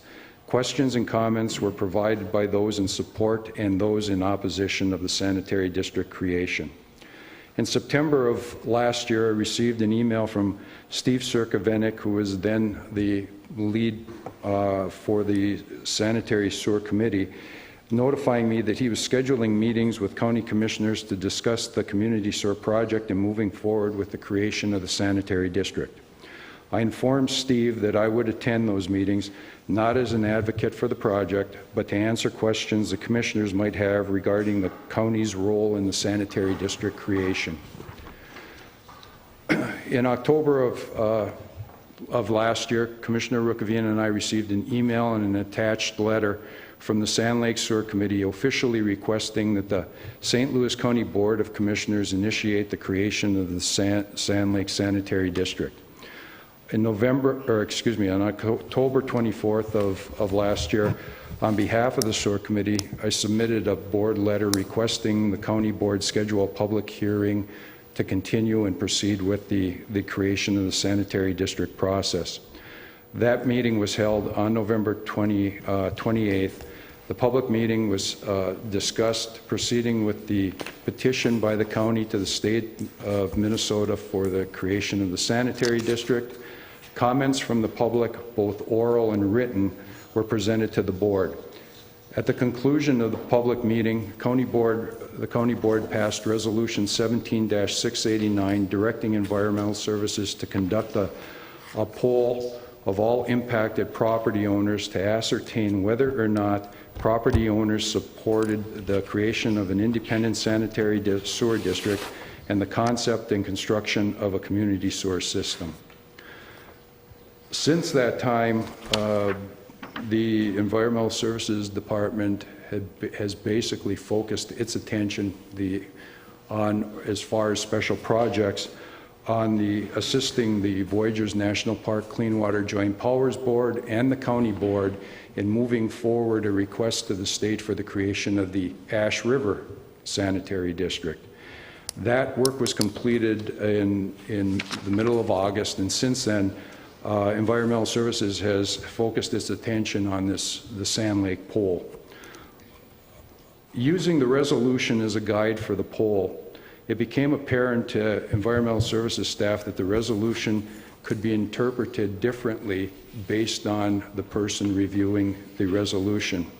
For that reason, the department is proposing the resolution before you to better define the polling question while still accomplishing the goal of the original November 28th resolution. To accomplish this, it will require rescinding the November 28th Board Resolution 17-689 and approving the resolution before you in Board Letter 18416. Just some follow-up information, and that is that I have discussed with both John Nemi from the Lake Association and Ted Loma from the Community Sewer Committee, both in attendance today, that we will be conducting a meeting early next week, or we'll be scheduling a meeting between the three of us and Commissioner Rukavina to go over the polling question, identifying the properties that would be included in the poll and the anticipated polling timeline. At this time, I've concluded, again, Administrator Gray did a real nice job of framing the board letter and resolution before you. I just wanted to provide a little background information on how we've got to where we are today. If there are any questions by the members of the board, I'd be more than glad to answer them at this time. Thank you, Director St. Lawrence. That's a very comprehensive review of and helpful of where we've been and hopefully a path forward. Commissioners, you have questions of Director St. Lawrence at this point. Commissioner Stauber. Thank you, Chair Nelson. Mark, in deciding one vote per property, which includes a house or a seasonal cabin, is there any other structures in your mind that would qualify, i.e. shed, garage? Not at this time. What we were looking at is if a sanitary district is created at this point and fees were assessed to properties, it would be properties in which people were inhabiting those structures and water usage was taking place. Now, we do have some properties that have garages on them that are individual parcels that have garages on them, some have sheds, etc. But we felt for this particular poll they didn't qualify. We wanted to address those properties that just had habitable structures on them. Thank you. Good. Thank you. Commissioners, any further discussion on this item? Audience members, did you have, I note that both different, have anything to add to this at this point? Seeing no further discussion. All those in favor of the resolution before us, signify by saying aye. Aye. Opposed, same sign. Motion is carried. Thank you. Commissioners, here's the situation. So before we adjourn, I'm thinking that because we have a presentation from Rams, I would like to entertain that during our board meeting. I know that's unusual, but given the fact that we do have a tour of the New Moon project that this board has discussed for some time, we probably need to leave here by sometime shortly after noon and to make that New Moon, to have lunch and make that New Moon presentation at 1:30. It's about a 24-minute drive. Kevin must have MapQuested it, okay? 23 if you're lead-footed, but there's 13 hills between here and there, so pretty tough to go any faster than that. So with this board's permission, I'm just going to take the item out of Committee of the Whole, which is the presentation by, again, Steve Georgie from Rams, Diane Cruz from NEO Connect. I hope I pronounced that correctly. Okay. So at this point, Commissioners, I'm going to ask our Rams Director, Steve Georgie, to come forward and please introduce this item to the board. Thank you, Commissioner Nelson and the entire board. Today we are simply here to provide an update. We were here about a year ago and talked about the initiatives going on with the Iron Range Broadband Communities through a partnership grant from the Blandin Foundation, the IRRB, and actually St. Louis County also participated in the grant funding. What we have done is the Iron Range Broadband Community was formed utilizing school district boundaries, and our committee that I served on worked with school districts from Hibbing, Chisholm, and Mountain Iron and Buell. And we've been working at this now for over a year. Through the grant funding provided, we were able to do a comprehensive analysis of broadband coverages in those regions. So going from Hibbing to Mountain Iron, including the cities of Hibbing, Chisholm, Mountain Iron, Kinney, and Buell, townships of Cherry Township, French, Balkan, and Great Scott. So quite a significant geographical area, if you want to call it, in the Central Range. Diane Cruz from NEO Connect out of Colorado is the lead consulting firm on this effort, supported by Bill Coleman, who's the broadband consultant for the Blandin Foundation. Some of the things that the group has done is, as I stated, a comprehensive analysis of the area, described a cost analysis for each of those specific communities to potentially move forward. We've identified willing broadband partners who may be willing to come in and provide high-speed broadband to those area communities. We've completed a number of projects through the grant, including distribution of hundreds of computers to seniors and low-income families and students throughout the areas. provided training for those people and those families and seniors, put computers in senior citizen centers in some of the communities, talked to nursing homes about that possibility also. We provided training on the usage of the computers, access to the internet, email setups and arrangements for some of those seniors so they can connect with their families and grandchildren. We've done Wi-Fi on buses. So for our rural school districts, students who commute over an hour one way each day can now access homework on their buses, and especially for extracurricular activities. We've created pocket parks with Wi-Fi connections in Chisholm, hotspot checkouts from libraries, so people in rural areas can now access Wi-Fi from their homes by checking that out.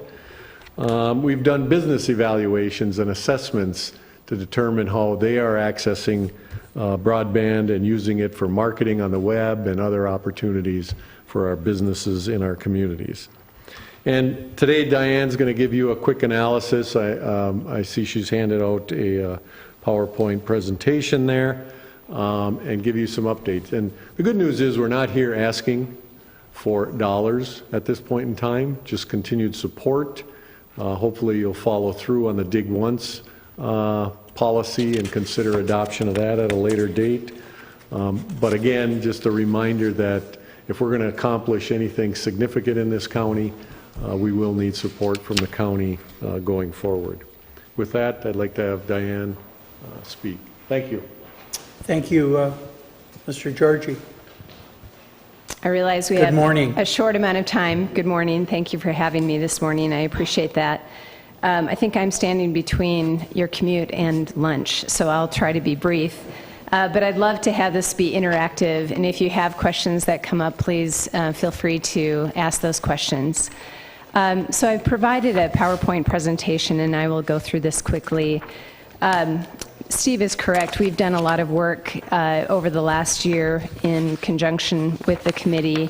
If you can flip to the next page after the agenda, some of the work that we've done is we've done survey work. The committee had a lot of success in getting people to respond to an online survey as well as fill out the survey. We received random assessment of surveys which qualify us to provide good sample information about the need for better broadband services. We've identified what the services are in place today. We've reached out to the existing service providers in the area to see what services they're providing and what upgrades, if any, they are planning to make. And as Steve mentioned, we met with most of the communities, or really all of the communities and the county in the past about a Dig Once policy. And the reason why that's so important is we have terrible broadband service in the area because it's very expensive to build. It's expensive to lay fiber, and by implementing a Dig Once policy or a shadow conduit policy, you take the average cost per foot from $25 to $35 per foot down to less than $5 per foot.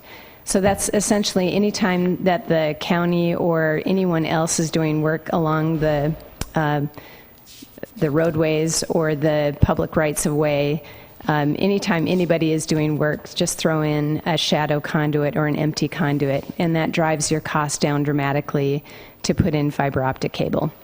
So we hope that the county would consider adopting a Dig Once or a shadow conduit policy.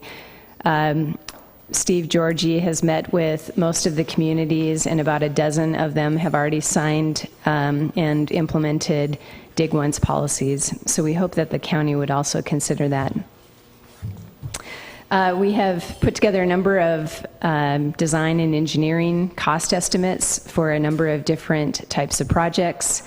And we have targeted the Minnesota Border-to-Border Grant Program, which was last year.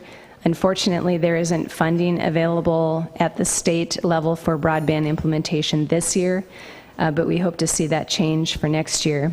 There is an opportunity that I want to talk to you about today, and that is a grant program that's available through the USDA.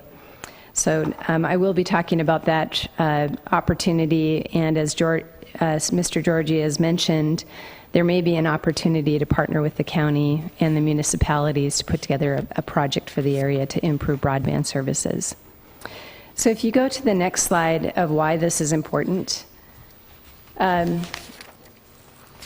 this is important because the broadband and the internet is everything. So people cannot really attend school, attend online classes. It's very difficult for them to apply for a job. It's difficult for them to participate in government without adequate broadband services.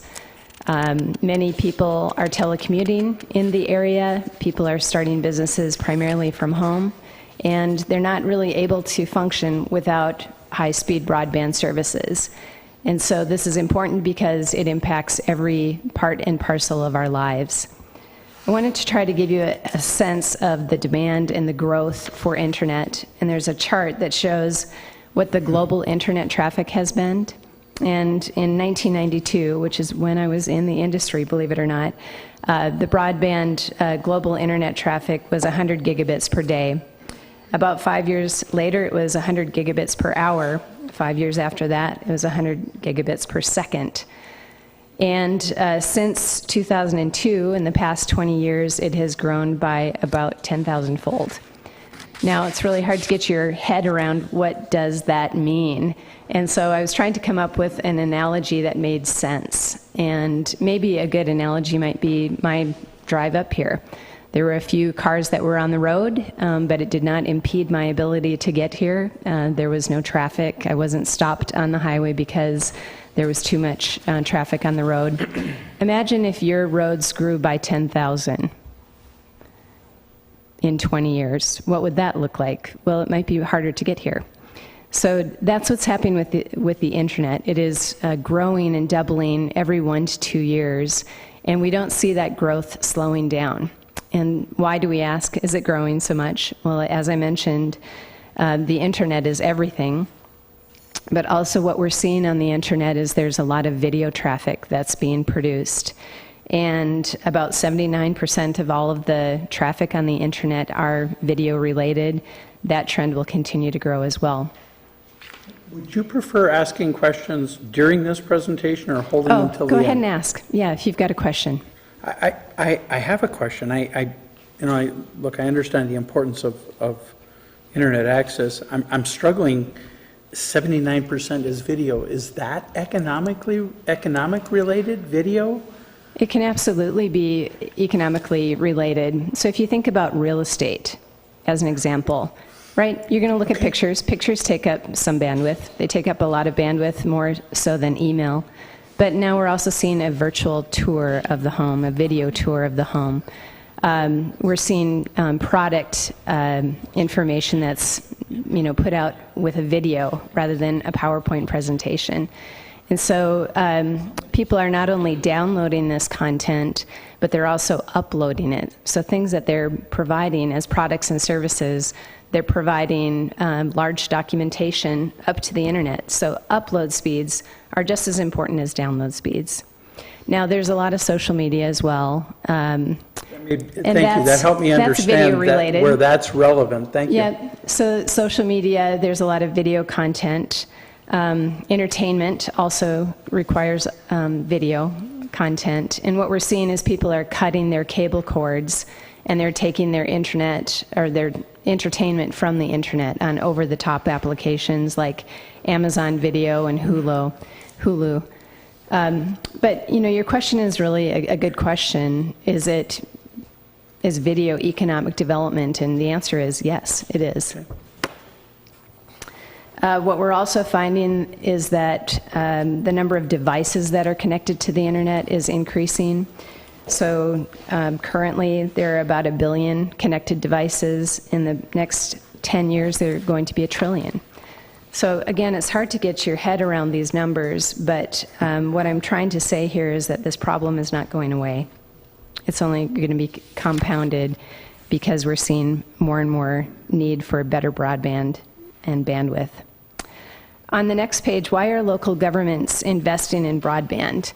Well, a couple of things. One, recently the FCC overturned the net neutrality laws, which essentially govern who can put content out and how that content is treated.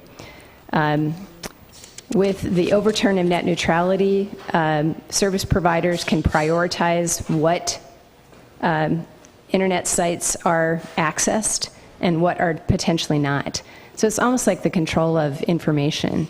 And local governments are thinking about investing themselves and requiring, as a partnership prospect, that they have to comply with net neutrality rules. Another thing that we're seeing is not only is the internet growing like crazy, but so is cellular traffic and smart city applications. So cellular wireless services and cellular towers have to be connected with fiber because they all have to be connected to the internet. And we're seeing more and more smaller cell sites that are being deployed maybe on streetlights or power poles or power lights. And those also need to have an internet connection because cellular data is also increasing dramatically.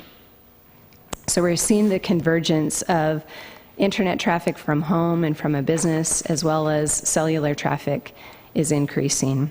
And so local governments are seeing the need to invest in infrastructure for their communities. But really the bottom line here is that internet service is the primary economic driver of a community. If you don't have good broadband infrastructure, it's very difficult to implement your economic development policies and plans. And so communities are investing in broadband primarily to stay relevant, so your citizens can be relevant, so that they can stay relevant. On the next page, it talks about, well, how bad is it? Well, it's bad. There's a map that shows areas that do not have any broadband services. Those areas are depicted in red. The areas that are depicted in yellow have less than 10 megabits per second in broadband services. And these are areas that are eligible for this federal USDA grant program that I'm going to talk about in a second. The areas that are in the central downtown core do have adequate broadband services, and Mediacom is the primary provider of higher speed broadband services. They have that in the core areas, but outside of the community cores, we have either very little broadband service or no broadband services at all. So what would this potentially give us? If you flip to the next slide, it talks about gigabit strategies. And this is kind of a before and after synopsis of what investment in broadband could potentially look like. So currently, most of the communities experience less than 10 megabits per second in service. This would leapfrog the technology to give you 1,000 megabits per second in speed. So it would increase your speed by 100 to 1,000%. When we did our modeling, we modeled that pricing would not increase. Your level of service would increase by 100 to 1,000, but pricing would stay the same. And with a very robust gigabit broadband network, you would be able to attract more businesses and attract solo workers that want to work from home, allow people to telecommute, allow kids to be able to do their homework at home. You would also be able to retain your local youth because the internet is most relevant for them as well. If people can't be on the internet, especially our kids, they are not relevant. They can't participate in social media, they can't participate in school and homework, they can't apply for jobs, they can't start businesses. So it's really important to retain our local youth. Studies have been shown that with fiber optic broadband services, home values will increase anywhere from 3 to 7%. So there is a economic incentive, if you will. Home values do increase because people are looking for broadband in their top 3 decision-making alternatives for looking at a new home. It's number 1 for businesses. We would be also able to diversify the economy, and we would see a larger GDP. So how much does this cost? Well, let me flip through. If you could flip through the next pages, we put together a number of design alternatives, and there's some maps that show the 4 communities in the maps, and they're color-coded to show various routes where we would build fiber optic services. The areas that are depicted in red are the routes that would serve those homes that have no broadband service. The areas that are in green are the more densely populated areas, and those are currently served by primarily Mediacom. But we wanted to separate out the cost because the capital costs differ dramatically if you have high density versus in some of the more remote areas that have less density. Does that make sense? So if you could flip through the maps to the chart on the following page that shows estimated capital costs. So we broke down the capital cost of what it would be to build fiber to every home and to every business in the communities. And we separated those out on a cost per home basis and a total capital cost basis for those areas that the first column shows green or served routes, the orange or the middle mile routes to get to the more remote areas, and then the red unserved routes to come up with your total capital costs. Now, this program that was offered through Minnesota Border-to-Border Grant Program had a 50% match requirement. The USDA loan program most typically will have a 50% match requirement. It might be a less, maybe a 25 to 50% match requirement. The details of that project have not yet been announced. But as you can see, it's substantial to build fiber to every home and to every business. This is why it hasn't been done yet. But there is an opportunity to potentially apply for grant funding through the USDA program. Do you have a question? No. Okay. So, what is the opportunity? Before you leave that page, I do have a question. Okay. And we're good. Our time, Okay. we're okay. I'm trying to figure out under the green served routes, you've got some estimates on the homes. Now those are already served homes, right? Right. So why did we do that? Pardon? The question is, why did we do that? Yeah. Yeah. So we broke that out because you may not want to target those areas because they're already served. I thought he was stealing my glasses there for a minute. He'd look good in them, okay? So we did break it out because those areas are indeed served. So maybe you would not target grant funding for those locations. Okay. That's a great question. I was trying to figure out the relevance of a number on a served area, but thank you. Yeah, so we wanted to look at what would it cost to build to the entire area, but also what are the costs to serve those areas that would potentially be eligible for the USDA grant program. So the columns that you would be looking at are primarily the orange or middle mile routes and the red unserved routes. The next slide talks about, well, what is the opportunity? So in the past, a federal program that is administered through the USDA Rural Utility Service has traditionally provided $700 million annually in loans that are available for broadband in rural areas. This year, a new grant program is being announced in conjunction with the $700 million loan program of an additional $600 million in grant funding that would be available in the coming years. This has already been set aside and appropriated through Congress, but the details of the program are about to be announced. We reached out to the USDA. They are currently looking at announcing the details of this program in October. And as I mentioned, there will most likely be a match requirement of anywhere from 25 to 50% in a match. So what we are doing this week is we're meeting with the various municipalities and key stakeholders in the communities to see if there is a project that they would like to set aside funds for and apply for grant funding to improve broadband services. On the next page is, again, the map that shows those areas that are eligible.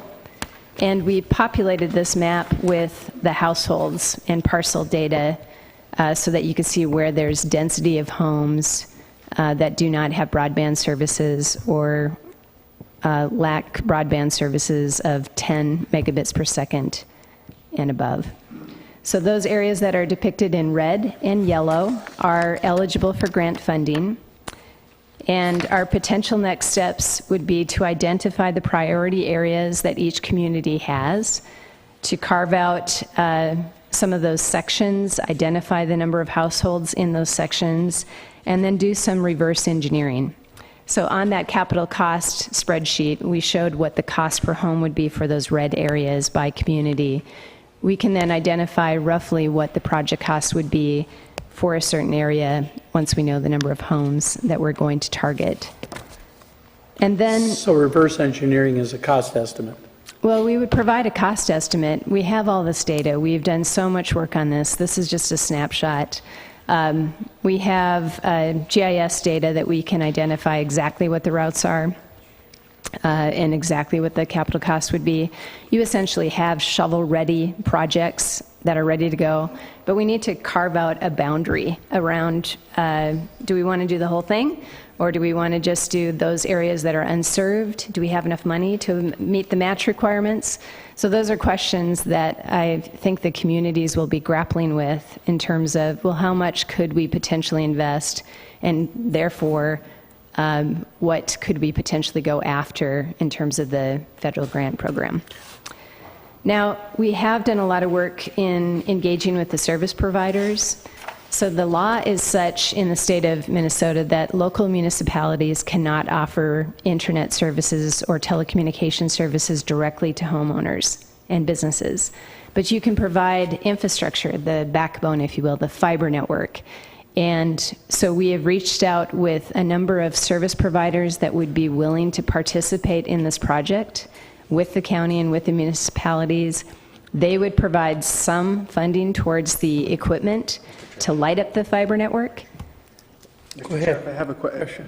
Because you're on this point, so the internet providers, do they already have their own set area today, or when this goes through, are they going to be able to bid for it?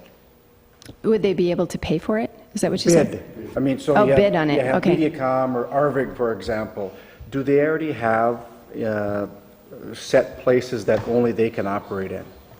Oh, no. So the internet is unregulated from that standpoint. Mediacom offers cable TV services within the communities. They have a franchise agreement, but that's primarily for cable TV. There is no limitation on which providers would provide internet services here because that's unregulated. Now there's, the logistical part of it. It might be easier for Mediacom to partner because they already have existing fiber in many of the communities. But so does CTC Communications, so does Paul Bunyan. Paul Bunyan targeted a grant program last year through the Minnesota State Border-to-Border program. They're funding a fiber to the home network in Side Lake. So they are already putting gigabit services in a very small area in the county. They would be willing to participate. So I think we've done a lot of work on developing public-private partnerships. We've identified service providers that would be willing to be part of a partnership. They would offer some capital costs towards the implementation. The capital costs that they would provide are about 10 to 20% of the overall capital costs. That represents the equipment primarily to light up the network. Commissioner Boyle.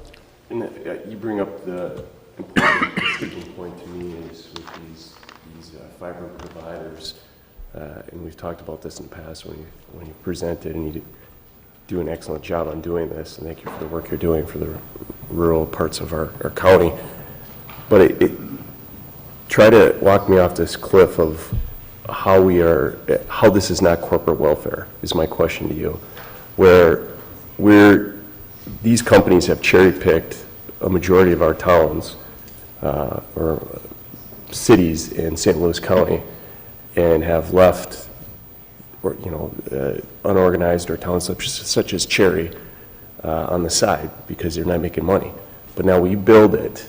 Is there any federal guidelines that say that these providers, the 10 to 20%, it just doesn't quite cut the mustard for me regarding the profitability that these folks get? Or they're some of the wealthiest organizations on the stock 500s right now. Is there any way federal guidelines that say that they pay back for this infrastructure over time? So that is such a great question. And first of all, let me explain why they cherry pick and why it hasn't been done here first in the rural areas. Why don't we have better broadband in the rural areas? Well, first of all, there is not a financial model that will work for anyone to build fiber to the home and offer competitive pricing to homeowners and businesses. We need to have a supplemental grant funding for the financial model to work, or some type of additional revenue source for this program to work. So the reason why service providers have not built out in the rural areas is just simply the financial model does not work. There isn't enough density and there isn't enough population to make the financial model work. But your point about, why should we build this network so that the service providers can then be subsidized, if you will? The beauty of this model is that the local communities would retain ownership of the network, and you could easily point it to different service providers or open it up to many service providers to provide services to homeowners. So you would not be giving the keys to the car over to the service provider to just take it and run with it and own this infrastructure. This model would be just like your roads or other infrastructure. It would be retained, the ownership of that would be retained by the local communities. And then the service providers pay to lease that network. So there's a fee. Is that going to be federal mandated? Because I could see local communities, counties doing the infrastructure, putting in the groundwork, and then these providers saying, we'll do it, but we're not going to pay your fee, which then leaves us as the elected officials are in a tough spot with our community. We're stuck between a rock and a hard place. Huh? So it's not federally mandated, however, it could be contractually mandated. So the way this partnership could work is that maybe another entity is set up that owns this infrastructure. We've seen it work in a number of different ways throughout the country. Maybe it's a nonprofit organization, maybe it's an authority that owns the infrastructure. We can certainly look at what makes the most sense in terms of the partners. So kind of like what Fond du Lac just did with, they get that grant on the reservation and they're put in funding for that. So it's a model like that? It could be. I'm not absolutely familiar with that particular model, but it could be a model where the actual infrastructure, the fiber infrastructure, is owned by an authority or owned by a local government-run authority or nonprofit. And then a revenue share is put in place with the service providers contractually, that they would pay a portion of the fees that are provided to homeowners and businesses. So revenue share would be provided to this entity as a way of paying back potentially a loan or any debt obligations, or as a way of, a set aside for further build out. Thank you. And contractually then, the service providers would have to offer a minimum level of service. And maybe we would target that from 10 megabits per second up to 1,000 megabits per second. And you can also say contractually what the pricing should be. So all of that can be contractually mandated, and therefore you keep control of the assets and you keep control of the capital costs that have been spent. And then at the end of the day, what you're doing is you're dramatically improving broadband services for the citizens, offering a much better product at a much, same or similar price. But it changes everything. It changes everything from the standpoint that the internet drives economic development. You get to control your own destiny as a community. What we haven't talked about, which is coming, which I can't believe it, but what's coming is self-driving cars and self-driving trucks, and they need this infrastructure as well to function. Smart city applications, smart utilities, all of these things could also be additional applications on this network. So maybe you're investing for broadband services, but this asset can be used for a number of other applications and things that are shortly around the corner. We're seeing self-driving trucks will happen on our interstate highways within the next 5 years. And so we need to have this critical infrastructure in order to support not only what we're doing today, but everything that's coming from a technology standpoint. What other questions do you have? Questions, Commissioner Ricavino? Your map, is your map just in the area of the communities that have joined in so far into your? There's a bigger map. No, but I'm looking at just these. the communities Right, that we because included in the study area. I see the split between 169 and 53, and there's 30 miles of unserved, basically, area. So you're just concentrating, and your figures in here are all just for this area. Right. And I guess the question, and it kind of maybe goes along with Commissioner Boyle, is, you know, we have miles and miles and miles of service going along our freeways and highways, but no way to connect up to the house. So is that somewhere in your study on how, you know, this corridor right here going up 53, I think there's 2 or 3 lines there of, you know, fiber optics, but to connect up to the house is extremely expensive, but that's in the study? Yeah, so we did map out existing fiber networks where we were given the information. One of them was the NESC network. So that's a network that has connected many of the community anchor institutions. So that is in consideration of these capital costs, is potential use of that network. We know that CenturyLink and Mediacom also have fiber in the area, but they are not willing to provide where they have fiber. And it's not as easy as just tapping into an existing fiber network. They won't necessarily let anybody just tap into their network. But there may be some opportunities to lease some of the longer haul routes between the communities. That might be a possibility. But you're absolutely right. The cost to build fiber to every home and business is what is included in the capital costs. We did not assume any use of CenturyLink or Mediacom's fiber in these numbers. Mr. Chair, what would that significantly reduce your numbers by, if you could? Well, the big gating question is, number one, would they allow a lease of their fiber network? And in most states, the answer is no. In Colorado, that's where I live, we have recently been able to convince CenturyLink to provide wholesale access to their fiber network. But they have not been doing that in Minnesota traditionally.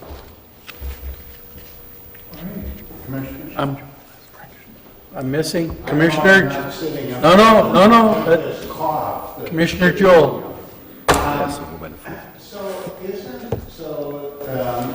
Lake County tried to do this system, and one of the things that caused them the most trouble, as I understand it, was the CenturyLink and others fighting every bit of way to stop them from doing it, and also not participating. So not participating and trying to block their work.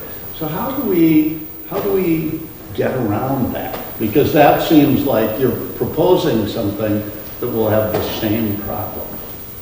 We see it everywhere. Is anybody here that works for CenturyLink? You are. I'm on TV. So I think that we continue to try to work with CenturyLink to be a part of the solution rather than part of the problem. But they have recently acquired Level 3, who is a wholesale middle mile fiber provider that's concentrated in the major metropolitan areas. That's where they're investing their infrastructure. They are not investing in rural America. So either we can get them and convince them to change their corporate direction on investment, which is unlikely, or we go forward, and if they want to participate, great, we welcome them. But if they can't, we can't wait for them. Because they're not investing in rural America, they're not investing in rural Minnesota. We offered on several occasions, we met with CenturyLink on several occasions to be a part of this solution and to work out a public-private partnership, and we gave them ample time to respond, and they haven't. So the good news is that you have excellent service providers that are willing to partner. And so, yes, they might make some noise. CenturyLink might make some noise, but I think that you still move forward. You give them plenty of opportunity to participate, and you still move forward with the investment because they're not making it. So I had a couple more. But, Commissioner Jewell. So what happened in Colorado? What happened? Yeah, so, I mean, it seems like a positive. You've got them working with you as opposed to opposing you. Well, so in Colorado, it's interesting because the law in Colorado is that local governments can't invest in telecommunications similar to the way it is in Minnesota. But to opt out of that law, it's a 50% majority vote. In Minnesota, it's a 2/3 vote to opt out of this law. So in the state of Minnesota, we haven't seen any elections to opt out of the law. But in Colorado, they've held over 80 elections, and in every single case, it is passed with flying colors to opt out of this existing law that prohibits local government from investing in broadband infrastructure. So not only did it pass over 50%, but the average was around 75%, and in a lot of communities, the majority was around 95% in favor of opting out of the law. So what that caused was this groundswell from citizens stating that they want better choices, they want better broadband services, and they support their local governments investing. That, in turn, has led many communities on the Front Range. So the city of Longmont is kind of the city on the hill in Colorado in our industry because they rolled out gigabit broadband services to their community. They're getting 75% of the market share, which is outrageous. They're offering really robust gigabit, 1,000 megabits per second in service for about $50 a month, and it's been a game changer for them.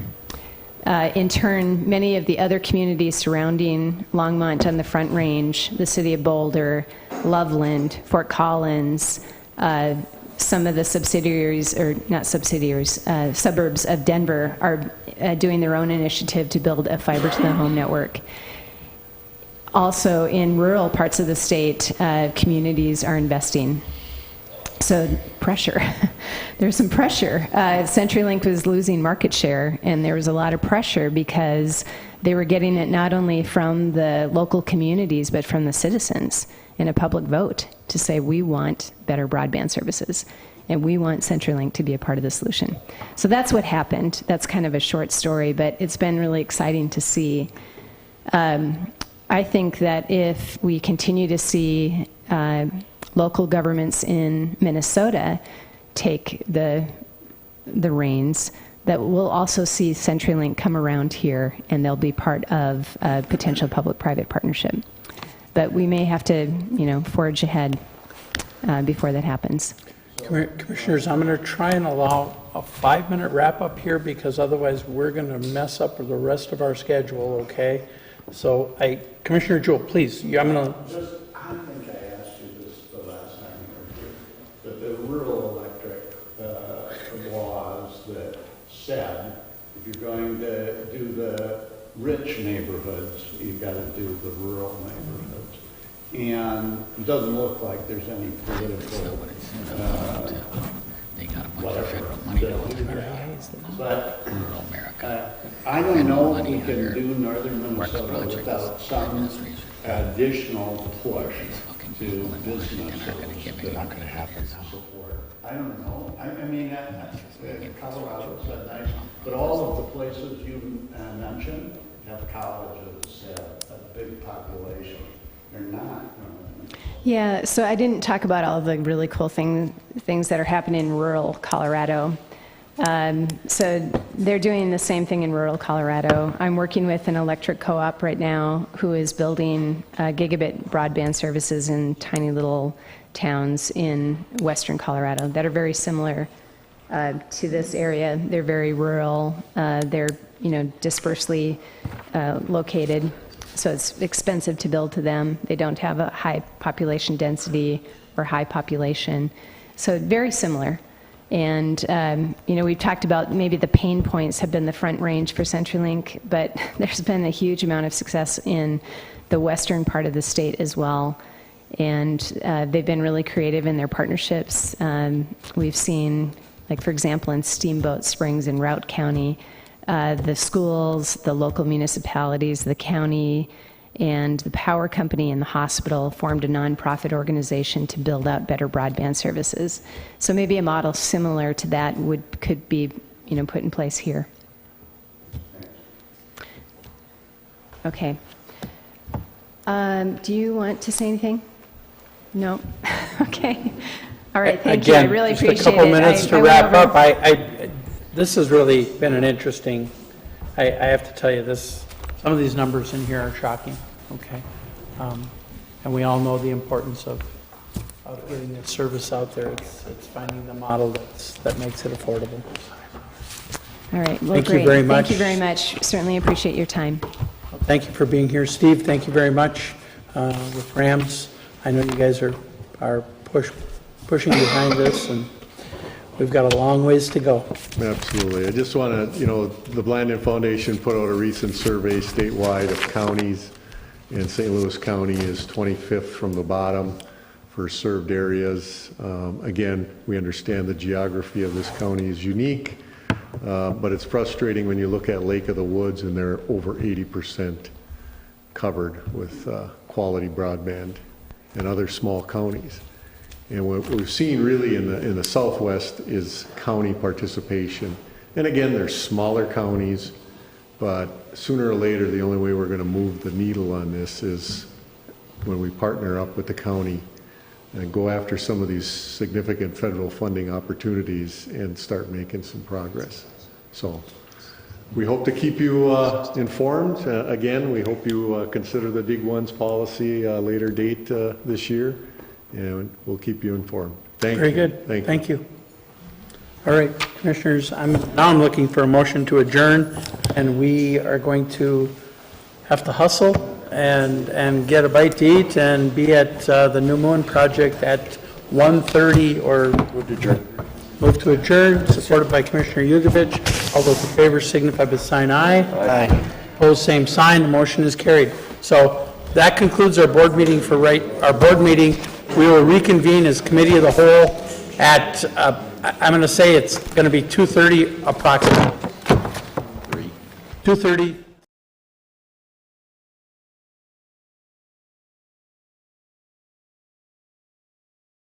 Commissioner Olson? Here. Commissioner Rukavina? Here. Commissioner Stauber? Here.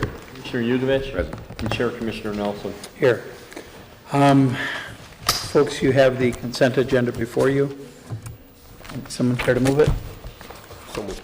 Moved by Commissioner Boyle, supported by Commissioner Olson. Commissioners, are there items that you care to bring down for additional discussion? Commissioner Yugovich. Just a couple things. One, I'd like to have 3 under Public Works. It's for the fuel. And then I had a question on finance and budget on number 5. Okay. I would like to pull down 10, 11, and 12. It's a planning and zoning issue that I need some clarity on, some clarification. Any other items? Mr. Nelson. Commissioner Stauber. Under Commissioner Jugovich's chairmanship 2 and 4. Wow. Okay, very good. All right, anything else?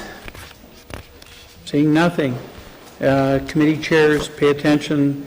You've got 2, 3, 4, 5, 10, 11, and 12 that are pulled down under your respective committees. With that, and with an apology, we went up to look at something that the whole board has been anxious to see. I'm going to look to Deputy Administrator Fitzinger and Director Mersch. Brian, do you care to introduce this, or you just want me to turn it over to? Let's turn it over to Director Marsh. Oh, I'm sorry. I'm getting ahead of myself. All those in favor of the consent agenda with the items pulled down, signify by the sign aye. Aye. Opposed, same sign. Thank you, Clerk Chapman, for reminding me of that.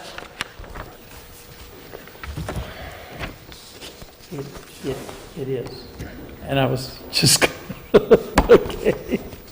I'm going to turn it over, first of all, to, I should have turned it over to Commissioner Boyle, our Chair of Health and Human Services. Thank you, Chair. Commissioner Boyle. We have 18-432, a resolution approving a joint power agreement for purposes of participating in a joint contract for coordination of non-emergency medical transportation, and authorize St. Louis County to enter into this contract with Medication Transportation, Inc. Commissioners, as you remember, we went over this at our board workshop a couple months ago in more detail. I'll move it. Do I have support? Support. Support from Commissioner Olson. Turn this over to Administrator. Thank you, Chair Boyle. Commissioners, we have multiple representatives here from both Health and Human Services as well as MTM.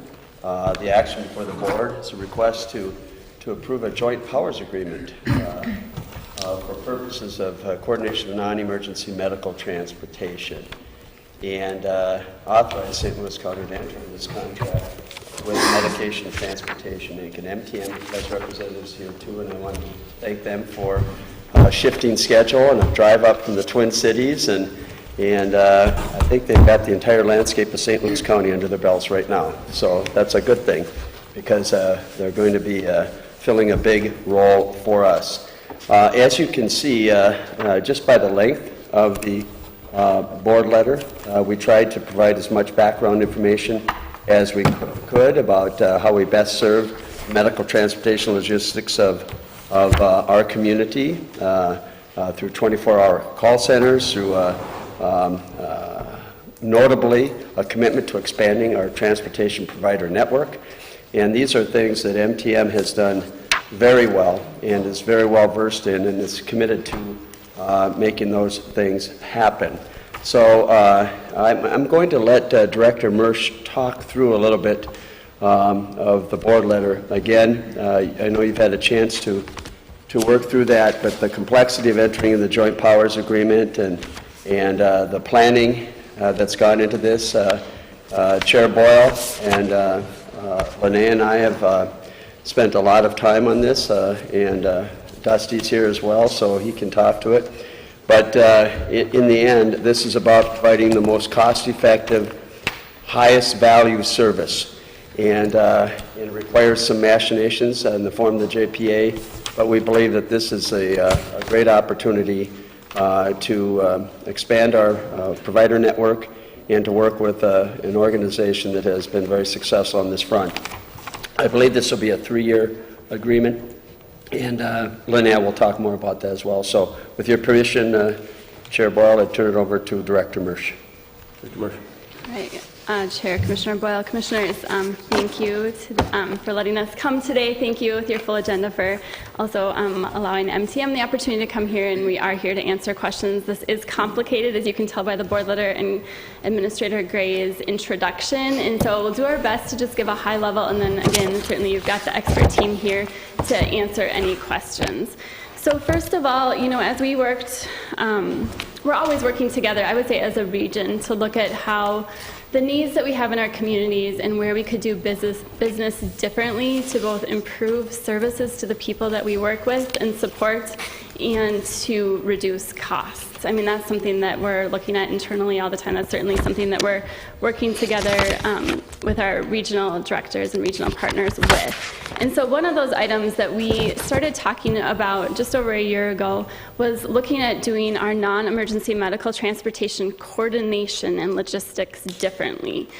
So we internally started building a business case for, would this be the right time to look at a different solution than the current solution, which is all of our financial workers essentially running a transportation logistics, scheduling, and essentially a travel agency is what it feels like. With the kinds of call volumes that we have in all of our financial workers and our case banks to improve customer service throughout everything from emergency assistance, family assistance, food stamps, and healthcare, we just have these just full caseloads, and we're not really providing the level of service we want to meet people's medical needs when we are the linchpin into pre-authorizing the transportation and then working with our current partners to actually coordinate that transportation and logistics.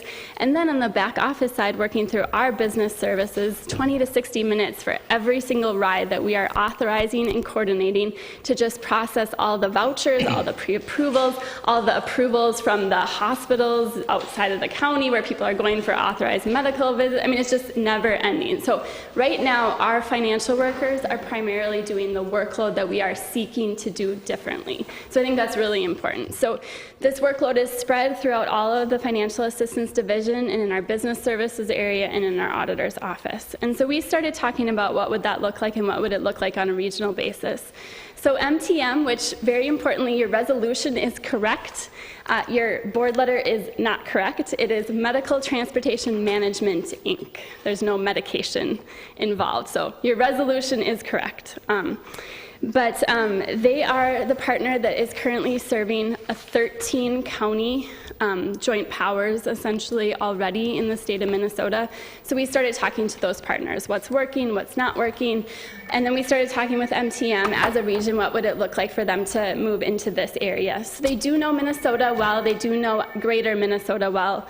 They are as far north right now as Pine and Mille Lacs counties, and this joint powers in front of you today would cover St. Louis, Lake, Carlton, and Aitkin counties. I did hear that the Carlton County Board authorized entering into a joint powers today already. So there is support across the region. So I think a couple of things that, just in closing, first and foremost, there are primary benefits to the people that we're serving. There's over 40,000 people in St. Louis County that are covered by medical assistance. It's a huge number.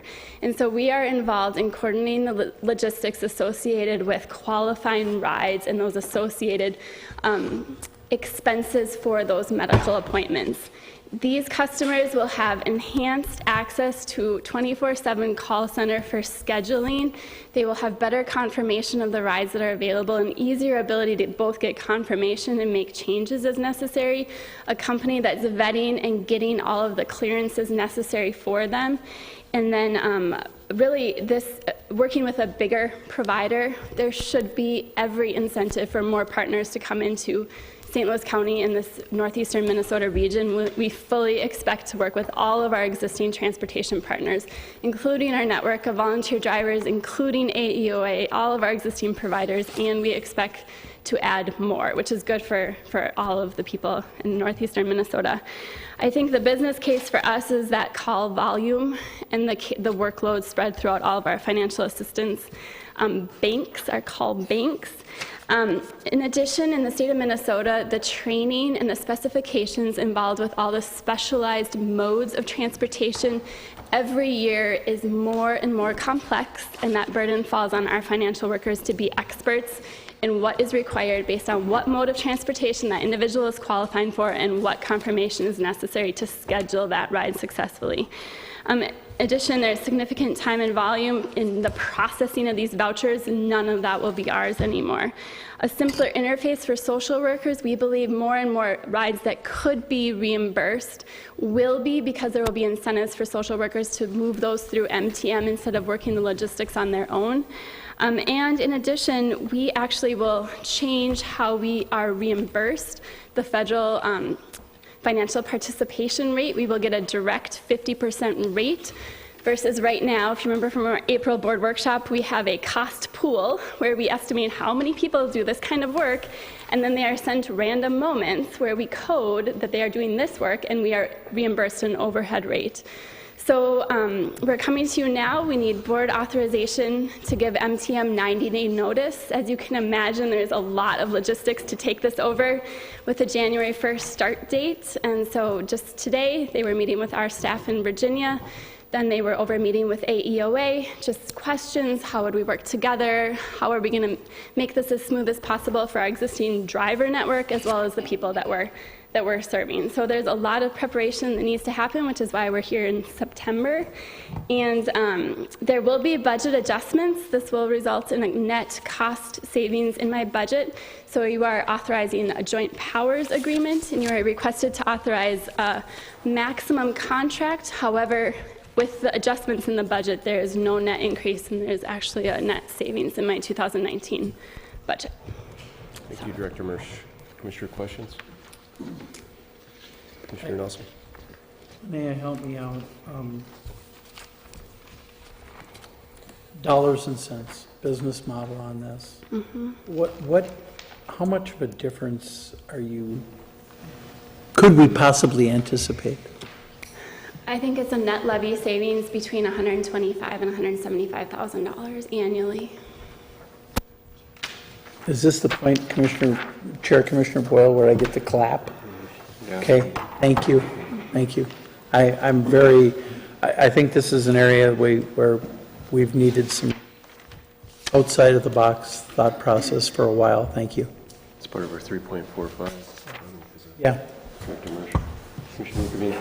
Well, thank you, Mr. Chair. When Director Mersch called me, I was a little concerned because AEOA had done some of this besides our staff, but in talking to the director of AEOA and the director of their transportation, they're okay with the arrangement that's been worked out. So, Linnea, I got a question on the therefore be it resolved portion here where you say transportation management, transportation logistics in an amount not to exceed $127,660.80. And then it says in parentheses, prior to federal financial participation. So does that mean we're getting more money from the feds because of this? Or? Yeah, so we would estimate, hopefully 50% on all of that coming in as reimbursement. So I have a lot of adjustments I have to work through in my budget. Currently, all the miles flow through the budget. Moving forward, MTM has a special arrangement with DHS where they're paying all of that directly. We're only reimbursed the administrative piece. Correct me if I'm wrong. Believe me, I've got like flow charts in my office to try to wrap my head around who's got when, where, and when to really understand how we're going to set this up well. And so there's a whole kind of like cascading adjustments behind it. But yes, we would fully anticipate 50% on the vast majority of those. The little thing in parentheses is a positive. Very significant, yep. Commissioners? Well, thank you for driving all this way. Got choppy easy on this. And very important, 42,000 folks are able to get this service with over 13,000 one-way trips to the hospital. It's important for our constituents. Kevin? Chair Boyle, just for the commissioners, I think it would be great if we could actually hear from MTM. As you noted, they have come a long way, and I want to really firmly impress upon them that it's St. Louis County, not St. Louis, Missouri, so that they've got, we're going to have that interesting dialogue. But I also want to maybe give Dusty a chance as the newest member of the management team and really hitting the ground running. And this is a great example of taking and making a partnership work across half a dozen counties in northeastern Minnesota, taking advantage of an organization talents that they've already exhibited in terms of maximizing roads and connections and providers. And so I think this is an exciting thing, and there is that figurative clap that goes with that because it's not easy to get to this point. There is a sense of urgency, as the Chair Boyle and I have talked, because we'll prove this next week, and we've got about a 90-day period, I think. So There's a lot of work to do, but I've been very impressed with their commitment, and again, evidencing by coming up here today. So if we can hear from them, that'd be great. And I think if it's okay to have Dusty speak a little bit too, and get introduced to the board, quite literally. All right, well, let me introduce you Dave Miller and Jim Ninebar. Enough. So, Program Director and then Transportation Network Manager, both for the Minnesota region, based in Minnesota. Thank you. Members of the board, thank you very much. It's really a pleasure to be here. And I have to say, I grew up in Minnesota, and I know where most of these towns are. I've heard of them all, but I've never actually seen the signs from them. I've never been this far north in this state before. And next summer when I come, I'm bringing a fishing rod. But I really do appreciate the time to be here. Just real briefly about myself, I've been with MTM about 2.5 years. Spent the first half of my life professionally in law enforcement down in the Twin Cities, and I spent the last 10 years managing school transportation programs in various school districts around the country. So my focus is really on providing transportation and providing services to the most underserved populations. That's what I've been doing most of my professional life. So this is an opportunity for us to really reach out to some people who really need some transportation services and to help a county fiscally that really needs some help in trying to make things more efficient. So we're looking forward to this very much. Commissioners, thank you so much for the opportunity. I would echo much of what Dave said. I also was born in Minnesota. Our office is down in Mendota Heights, just across from the airport. MTM's been in business for 25 years, and Minnesota is one of its oldest contracts. So we've been in the metro area since 2004, expanded from original 7 counties to 13 currently, and we have a management network that extends and takes care of over 40,000 legs every single month. So we are proud of our organization, proud of our network partners, and we're happy to extend it up north. Thank you. Thank you much. Commissioner, questions, comments? See none, we'll move this. Oh, Dusty was? Oh, okay. Dusty. I'm Dusty Letica. I'm the new Financial Assistance Division Director. I started with St. Louis County back in July of 2007. Worked for St. Louis County for about 9 years. During that time, I was a financial worker for 7 years, child support officer, then became a supervisor, and then I went over to Carleton County for a couple of years, and now back at St. Louis County as the division director. So this medical transportation stuff that I've dealt with for the majority of my 11 years at St. Louis County. So I really do appreciate the opportunity to contract out the services. I have spoken a lot with MTM, even when I was with Carleton County there. But just the amount of time that we spent on, it's coordinating these services, and as Linnea mentioned earlier, and we're taking about 33,000 phone calls in the first quarter of this year. Majority of them are for medical transportation so to ease the calls, the paperwork, the documentation is just something that would help our division immensely. So I really am excited for this new opportunity. MTM's established. They've been with Hennepin County for 13 years. Yeah. So they're really established in this state, and really looking forward to the opportunity to work with them. Commissioner Olson has a question for us. Dusty, I was curious about, since we're going to be saving so much time for the financial workers, what will they be able to do now? I mean, I understand they'll have a reduced workload, but what more will they be able to do without having to do this? Right now, with our MNsure team, our METS team, right now we have the highest caseload in our region. They're averaging about 1,000 to 1,100 cases per worker. So that will really free up our time to get caught, I shouldn't say get caught up, but get rid of some of our backlogs. So right now we're just trying to do whatever we can to get by to help serve our citizens of St. Louis County. So this will really free up our time to help focus on other areas that we could be processing applications, can be checking eligibility, so people are not closing at the end of the month because we can't process the renewal because we have 1,100 cases. Other counties in our region is probably about, I would say, anywhere roughly between 400 and 600 cases per worker. So I mean, we're almost double the amount of the caseloads for other counties. So I think this would help out immensely, being able to provide a lot better service to our clients. Chair Boyle, I think you referenced that this ties back to the budget, that this is part of how we can come in with a less than 3.5% budget. But when I was talking about our preliminary levy recommendation now approved, we talked about how we deliver services and the effectiveness. And I think that what we're going to see is a better matching of rides. We're going to see fewer, what do you call it, deadheading, or is that the right phrase? We're going to see more options for, and I think it was Dave that mentioned, for the most vulnerable that we serve here. And so that's kind of the perfect mix of what we were talking about in our budget process, and what this board has been pushing us to do is to look at how we can be most effective in our service delivery. And effectiveness is both value and efficiency.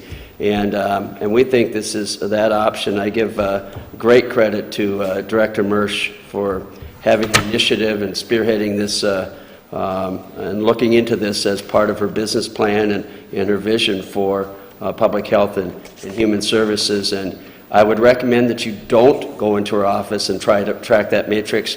Your eyes will start to roll back in your head, and you'll probably need some help. But it's really impressive, and as you can tell, I'm very enthusiastic about bringing this before the board today, and we hope we'll get your support. Seeing no more questions, thank you all for coming. All those in favor, please say aye. Aye. Opposed? Motion passes. Back to you, Chair. Thank you, Chair Commissioner Boyle, Health and Human Services Committee. The next items that we have in front of us today are under the Finance and Budget Committee. Chair Commissioner Stauber, I would note that you do have item number 5 now also on your calendar. Thank you, Chair Nelson. I do have 3 items, one that was pulled down. The first item is the new investment option, Board Letter 18433. It's a resolution approving the long-term equity investments as an investment option, and I will move it. Do I have support? Supported by Commissioner Olson. Administrator Gray. Thank you, Chair Stauber and Commissioners. The resolution before you is a request for the board to approve a long-term equity investment option for the management of a potential future fund, dedicated fund for royalty revenues to support scholarships. We will be coming back to the board with the investment committee, scholarship committee's recommendations as early as I believe next week. And this is one option that, in working with Auditor Dicklich, and he can talk to it better than I, that would afford us the opportunity to maximize our investment return on any funds that we set aside for a specific, or in this case, a specific fund set aside for the purpose of supporting scholarships in the future. It is not unlike the Environmental Trust Fund that has a different investment option available to the county that was approved by the county a number of years ago and has yielded a very good return. As the scholarship committee worked through and looked at this, this was determined to be a good option for investment. So with your permission, Mr. Chair, I would turn it over to Auditor Dicklich to talk a little bit about this and the commitment that we have to bring in some of the initial recommendations to the board and how we can maximize our return going forward. Thank you, Administrator Gray. Auditor Dicklich. Thank you, Mr. Chair and members of the committee. Administrator Gray laid it out very well. I will say, though, that actually this didn't start out as an initiative to just address the potential for the mineral royalties in investment in a long-term investment. The state legislatures, probably several years now, they've had this bill to look into allowing local units of government to do a share of their investment for the investment income, so we can maximize our investment income, because as you know, state statute 118A, which is the investment authorization statute, the investments that local units of government, public dollars, are limited in what they could do. You couldn't do a lot of what I'll call equity investments.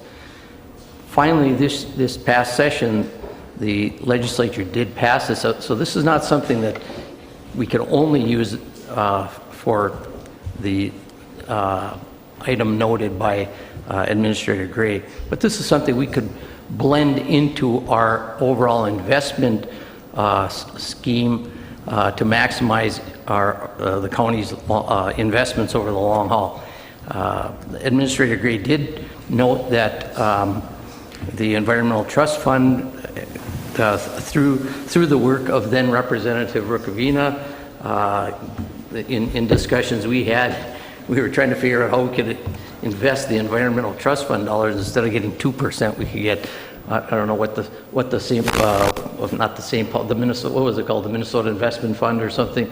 They were getting something like 15% or something at that point in time, and Representative Rukavina used to call me, and we'd talk about. Finally, we got to a point, and he at the legislature, he modified that resolution or that statute to allow us to invest this money in the Environmental Trust Fund with the State Board of Investment. And that fund, since we've been doing that, is making 10.55%.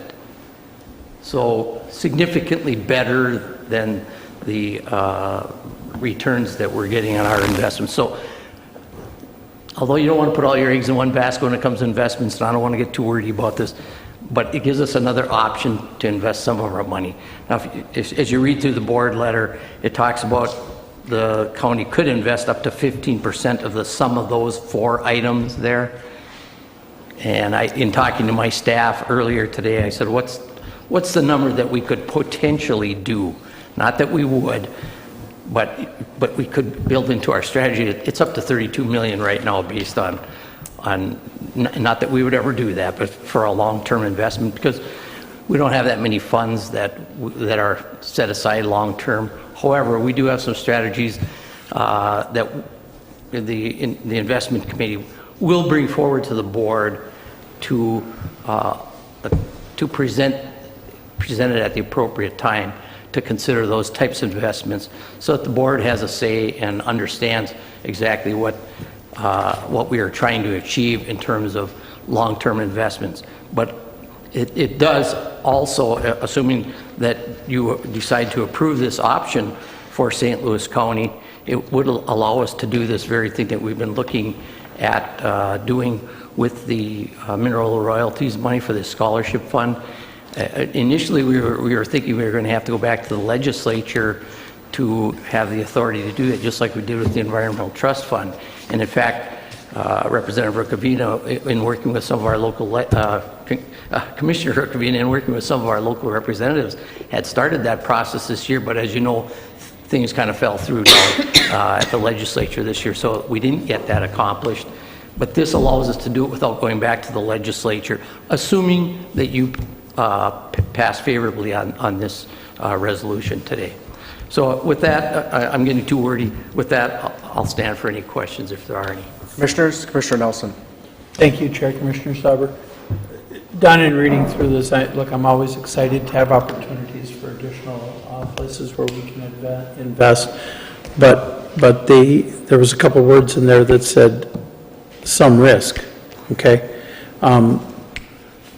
You know, I have 100% faith in you. Define some risk to me on this. Mr. Chair and Commissioner Nelson and members of the committee, anytime you're doing investing, there's always some risk. And as you move into equity investments, the risk is a little higher. So the more you move into equity, there's some more risk there.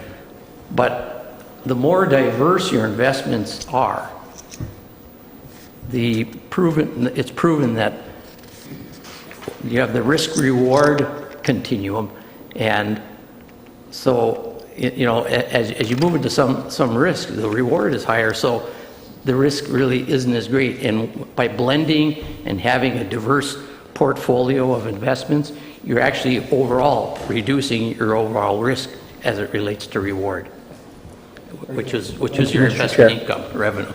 Mr. Rukavina. Thank you. Don, we've never had a problem. Would you say a pretty accurate statement would be that investing in the State Board of Investment is a pretty good risk-free, because we've been in there for 20 years now when the first county lots got sold or traded with the school trust land. So I know we have had years where we didn't make that much, but we've had years where we made a lot. So overall, I think it's a pretty safe investment and a wise one.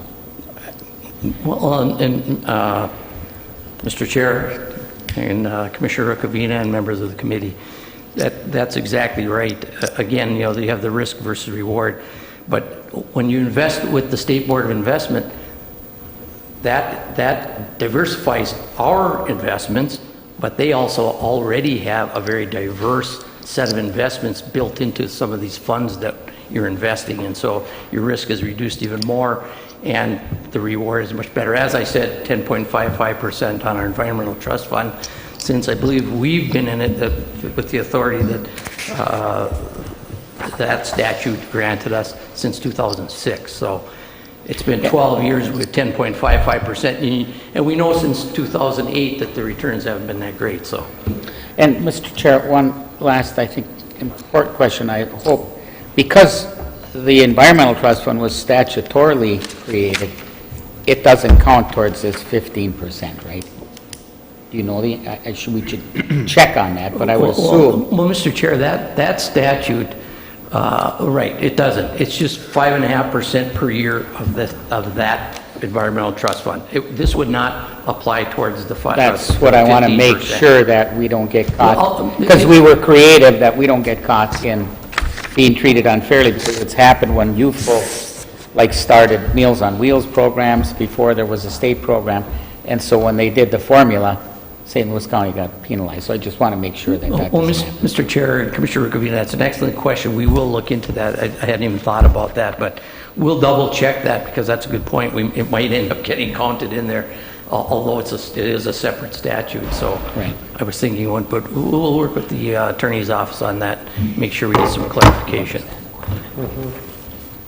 Thank you. Commissioners? I see none. All in favor of said resolution signify by saying aye. Aye. Opposed? And that passes. And the second item I have is the state contract purchase of firewall replacements is board letter 18434, and I will move it. I'll second. Supported by Commissioner Jurgovich. And Administrator Gray? Thank you, Chair Stauber, Commissioners. The action before the board is to approve the state contract purchase for hardware, software, and professional services for a firewall upgrade from a state-approved vendor, Insight Public Sector. Without going through the entire board letter, I was going to point out two things. That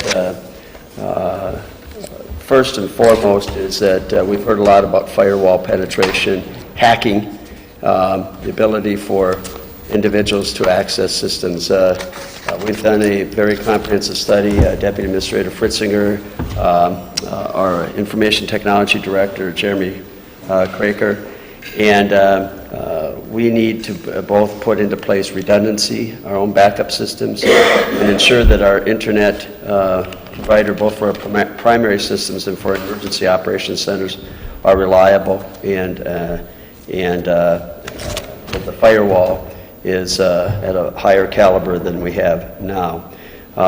This is a 3-year maintenance plan contract that's reflected in the price, but the hardware, software, and professional services were all contemplated as part of our IT Steering Investment Committee discussions. So this is to bring us forward to improve and have a consistent product, and to ensure that not only for our primary centers, which are at EOC and the GSC South, but also that we'll have internet access and redundancy in a time of disaster. So I think this is a very solid and a sensible investment at this point in time.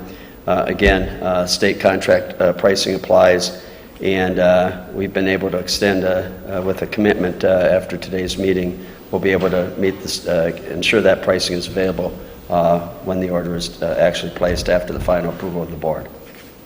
Thank you, Administrator Gray. Commissioners? No questions? All in favor of said resolution signify by saying aye. Aye. Opposed? That passes. And the last one I have, Mr. Chair, which was pulled down, it is Board Letter 18-421, and it's the easement for septic systems on fee land lots, and I will move it. I'll second. And seconded. Administrator Gray, once again. Thank you, Chair Stauber, Commissioners. The action before the board is to a request to grant for a septic system easement on county-owned land prior to the transfer to a new buyer who was approved to purchase this county just recently. As you read the board letter, there's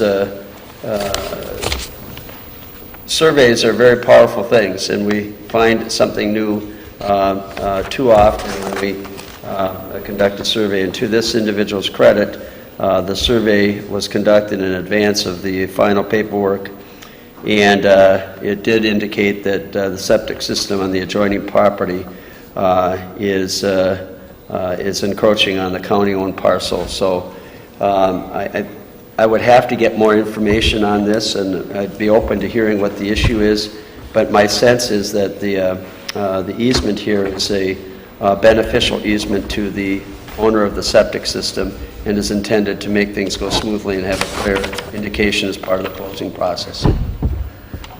Commissioner Jugovich.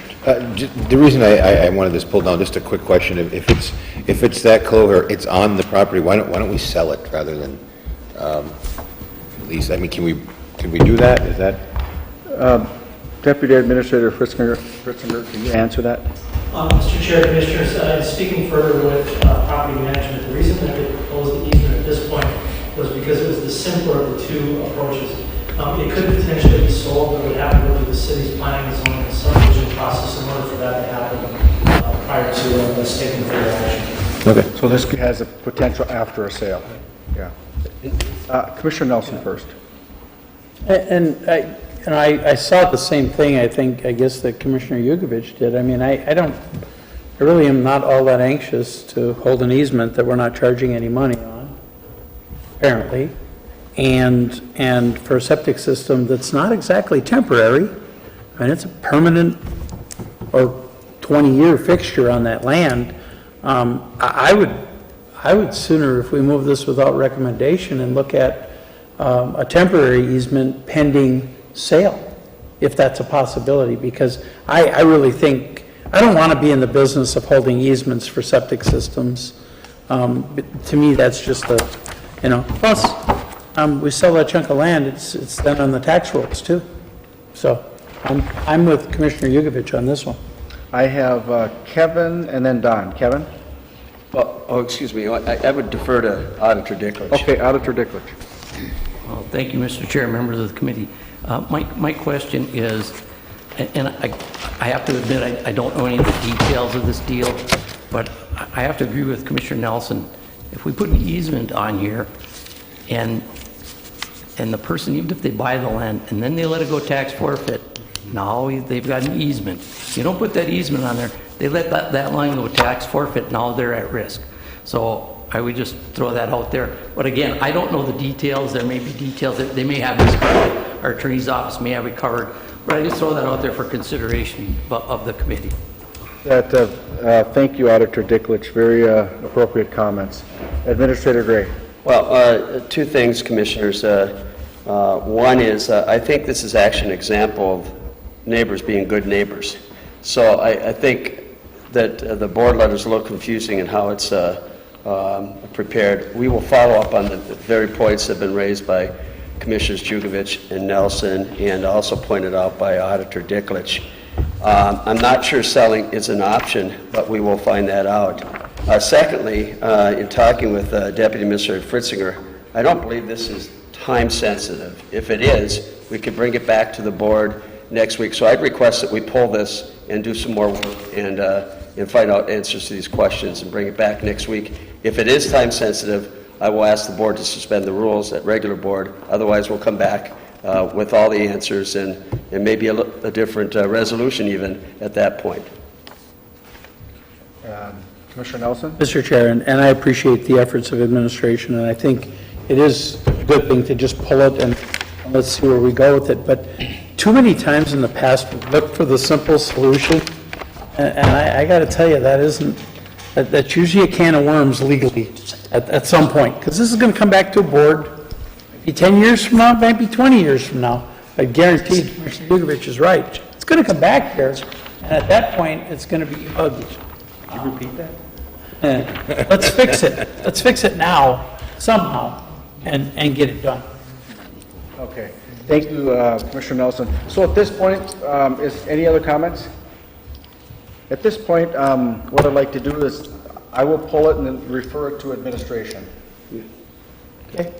Okay. So I pulled the resolution, referred it to administration at this point. So with that, that's all I have, Mr. Chair, under Finance and Budget. Very good. We'll turn to Public Works and Transportation Committee. Commissioner Vukovic. Thank you. We had 3 items that were pulled. The first was number 2, that'd be letter 18-418. It's an agreement with Kenosha Township for scrub sealing. And I would you like to move that? I'll move it. Moved by Commissioner Stauber. Is there a second? I'll support. Commissioner Nelson? Mr. Gray, would you be so kind? Thank you, Chair Jugovich and Commissioners. The action before the board is to authorize an agreement with the town of Kenosha for scrub stealing in 2019. As you know, and Director Faldesy is here, by the way, to elaborate, that we always reach out to our neighboring jurisdictions when we're doing projects in their area and work with them in case there's other work that is contemplated. This basically ensures that in conjunction with other projects that the township will pay St. Louis for the cost of its local share of scrub sealing costs, and that requires the approval of the board at this stage. So Jim, if you'd like to elaborate real quickly or just highlight what this is going to be. Thank you, Chair, Commissioner Jugovich, and Commissioners. Just a quick note, we have a great working relationship with Kenosha Township. A few years back, we sat down with them and looked at essentially their entire paved road network and helped them develop a 5-year plan to essentially either reclaim or do some preventative maintenance like this, scrub sealing packages. And so this is kind of a continuation of their implementation of the 5-year plan that we've been working on together. Any questions, comment? Thank you, Chair Vukovic. Jim, I'm hearing from Kenosha some very good things on those working agreements, and that's why I pulled it down. It's a good news story, so thank you. Yep, thank you very much. Commissioner Nelson? Thank you, Chair Commissioner Vukovic. Jim, how many miles are we talking on that? It doesn't have any information on it. I was just curious because if we add it to ours, there's economy of scale. I understand that. Thank you, Chair Commissioner Jugovich. Commissioner Nelson, these packages that Kenosha is implementing, they're a couple of miles a year, so it isn't a lot of mileage, but for them it is, and they are working hard to maintain their system at the lowest possible life cycle cost. Okay, thank you. Any other comments or questions? Chair? Yeah. Thank you. Jim, so what are our costs as far as all the administrative costs and everything? Do you have an estimate on that, or that's just something you normally do for? Sure. Chair Commissioner Jugovich and Commissioners, Commissioner Rukavina, when we offer these services to the townships, typically they're a pretty small dollar amount when you look at the overall scheme of things. We're already putting together these plans, specifications. We're doing the construction administration out in the field. And so something like this, it might be on the order of $400 or $500 in real dollars, and that's something that really isn't to a threshold where we need to recoup that. It's almost part of doing business out there. Okay. All right, all in favor signify by saying aye. Aye. Opposed? Okay, motion carries. Commissioner Nelson asked for a personal privilege. We're going to take 5, and we'll come back at 47.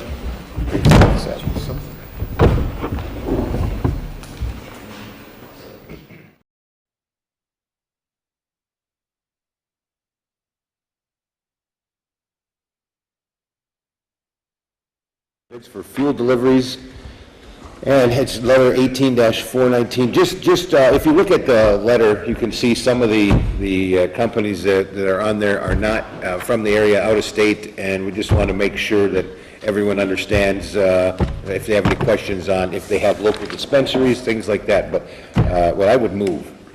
I'll support it. Second by Commissioner Nelson.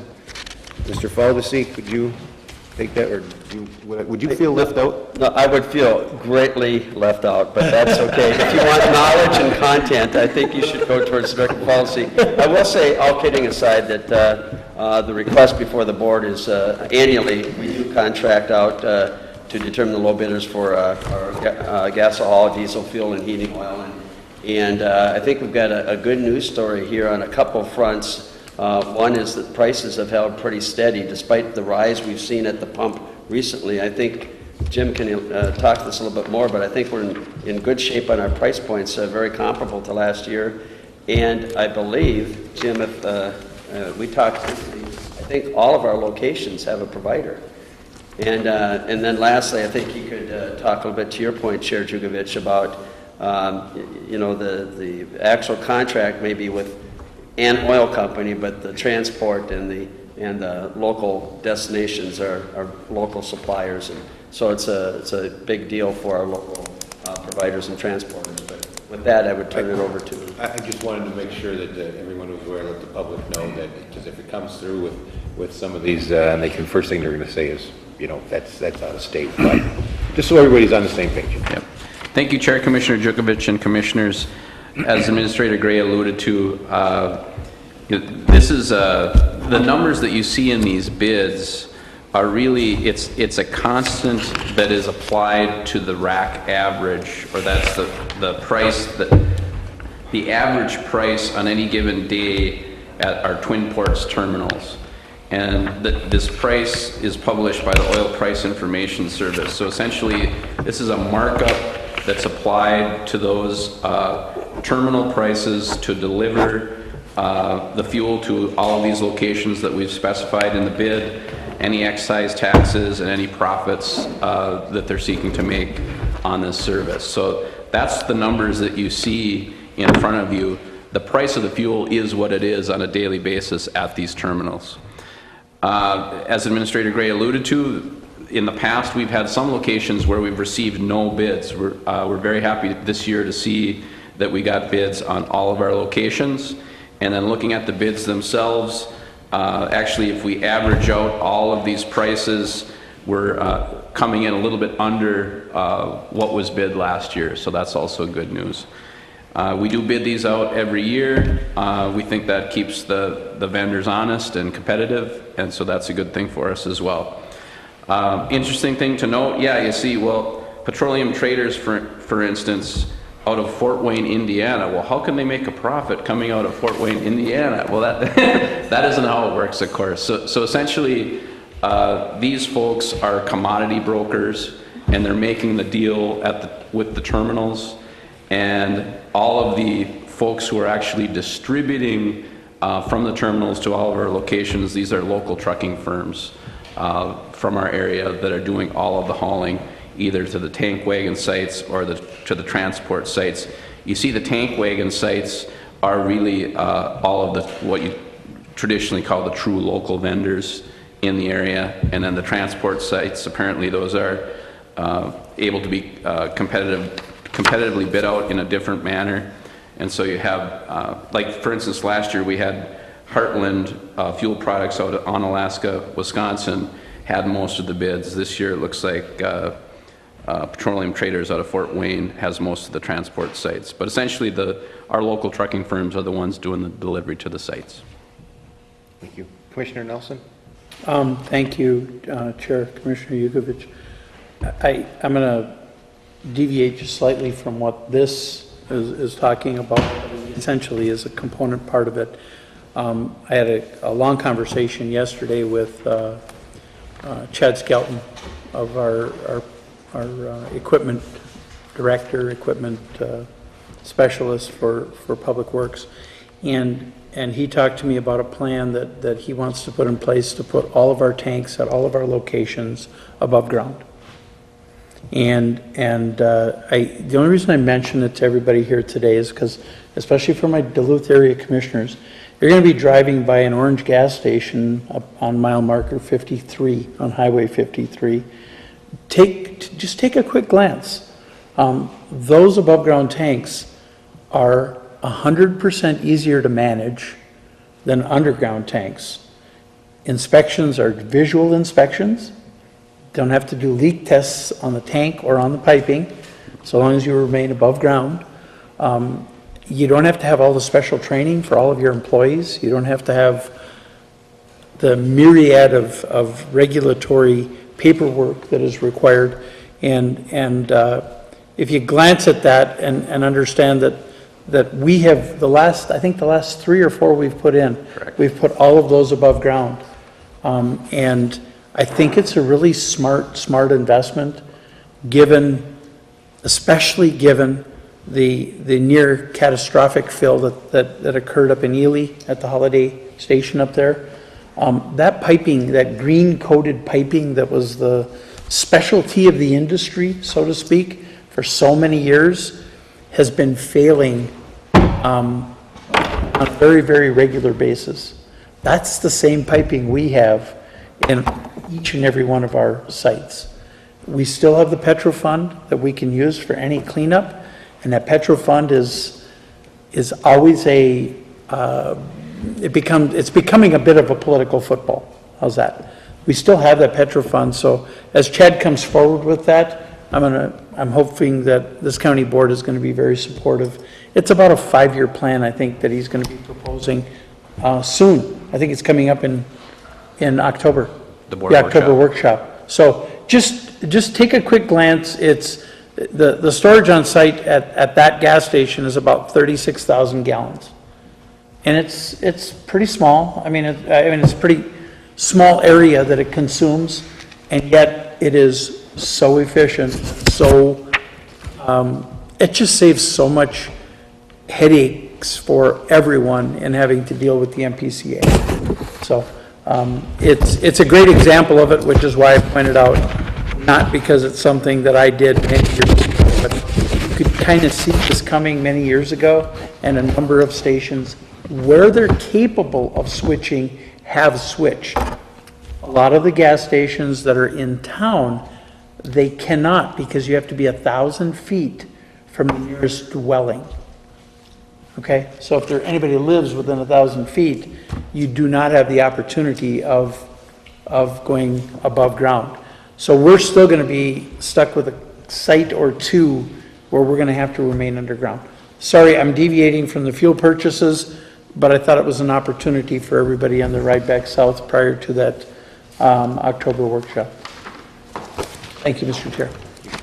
Any other questions, comments? All in favor signify by saying aye. Aye. Opposed? Okay, motion carries. Thank you. The third item pulled was letter 18-420. It's an agreement with the city of Rice Lake for maintenance ditch 14. Would you care to move that? I will move it, Mr. Chair. Okay, moved by I'll support. Commissioner Stubbs, second by Commissioner Nelson. Jim, could you take that?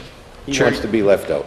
Chair, Commissioner Jugovich, and Commissioners, we have been working with the City of Rice Lake. Actually, the City of Rice Lake came to us about a year ago and was asking about the status of what we call Ditch 14 that runs through much of now the new City of Rice Lake. It is a county ditch or judicial ditch, part of that system, so it really falls under the purview of the county board acting as the ditch authority. But the city has had some issues with drainage because of the age of the ditch and its condition, and they've had some issues with their sanitary sewer system and some of their pumping stations because some of the backup from this ditch is causing some issues around those stations. So we agreed to sit down with the city and enter into an agreement with them where the city will pay for a consultant under our direction. We're actually going to hire the consultant, but the agreement allows for the city essentially to pay us for those services, where we'll do an evaluation of that ditch, its condition, what's necessary to bring it back into shape, into functioning condition, and come up with engineering cost estimates for that. They'd be preliminary estimates, not at a level where we could actually take plans and go out and build them, but something short of that. And really, this is a stepped approach. It's something that we're trying that's new, that we haven't really done before, where essentially we get our arms around this issue and what the fix is, and then there can be a big decision about, okay, do we carry forward with the formal ditch process, which can involve assessments and those types of things. And there's a decision potentially for the city. Does the city take on those costs in lieu of assessments to the property owners and benefiters from that work? So this is kind of a front end part of that process. City's been a great working partner here as we look into this. So looking forward to hiring the consultant and working with the city on it. Thank you. Commissioner Nelson. Mr. Chair, just a simple question. Are there other judicial ditches in the city of Rice Lake? I believe there are. And then my question would be, would it also make sense for us, since they're willing to take on 14, would it also make sense for us to look at those other ones while we have a consultant there, even if it's a burden of St. Louis County? I'm just asking because we've had this question, as from my recollection, we've had this question out of Rice Lake Township for a number of years. And I don't know if all of them were in regards to just 14. Chair, Commissioner Jugovich, and Commissioners, Commissioner Nelson, we've looked at the other ditches and the other situations out there. They don't have these same issues going on, so it just seems appropriate to tackle this one. Okay, very good. Mr. Chair, Jim, so after the study from the consultants and the feasibility is to do this, or whatever they decide to do or request us to do, is the financial responsibility going to be with the county? Chair, Commissioner Jugovich, and Commissioner Stauber, that can go a number of different ways, actually. And so the traditional way would be that you'd go through a process of determining which property owners out there benefit from these ditch improvements, and then they would be assessed for these costs. The law doesn't prevent the city or some other entity from taking on those costs themselves and taking on that burden as well. And so that's the discussion. Once we have these numbers together, that's the discussion we're going to have with the city and see which way we want to go with it. Thank you. Okay, that's it. Okay, Tom.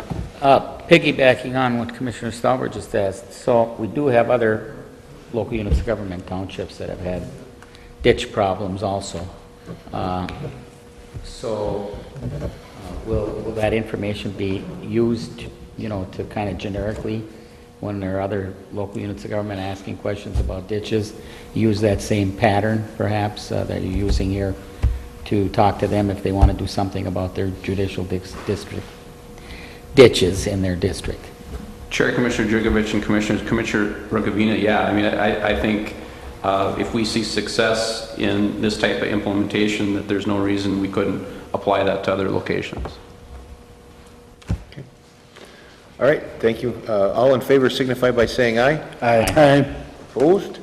Okay, motion carries. Thank you very much. That does it for Public Works. Back to you, Chair Nelson. Thank you, Chair, Commissioner Yugovich, Public Works and Transportation.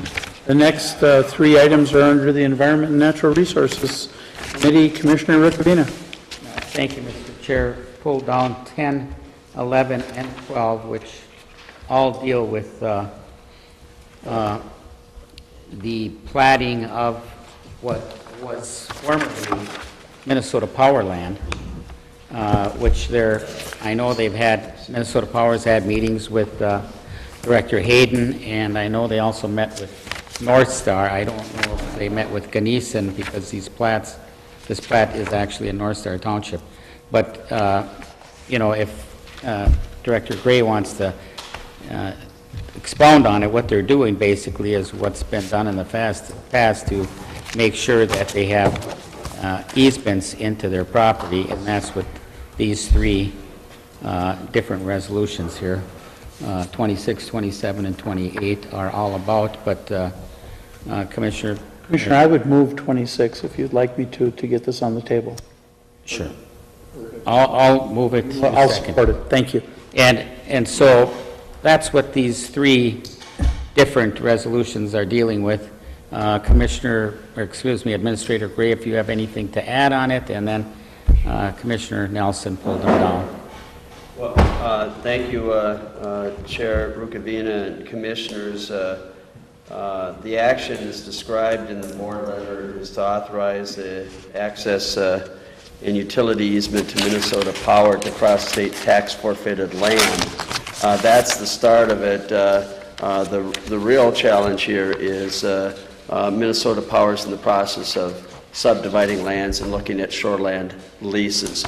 It's not dissimilar to what we've done, but looking to sell land. So they want to be able to establish legal access, and that's the next step towards getting a final platting and all that jazz.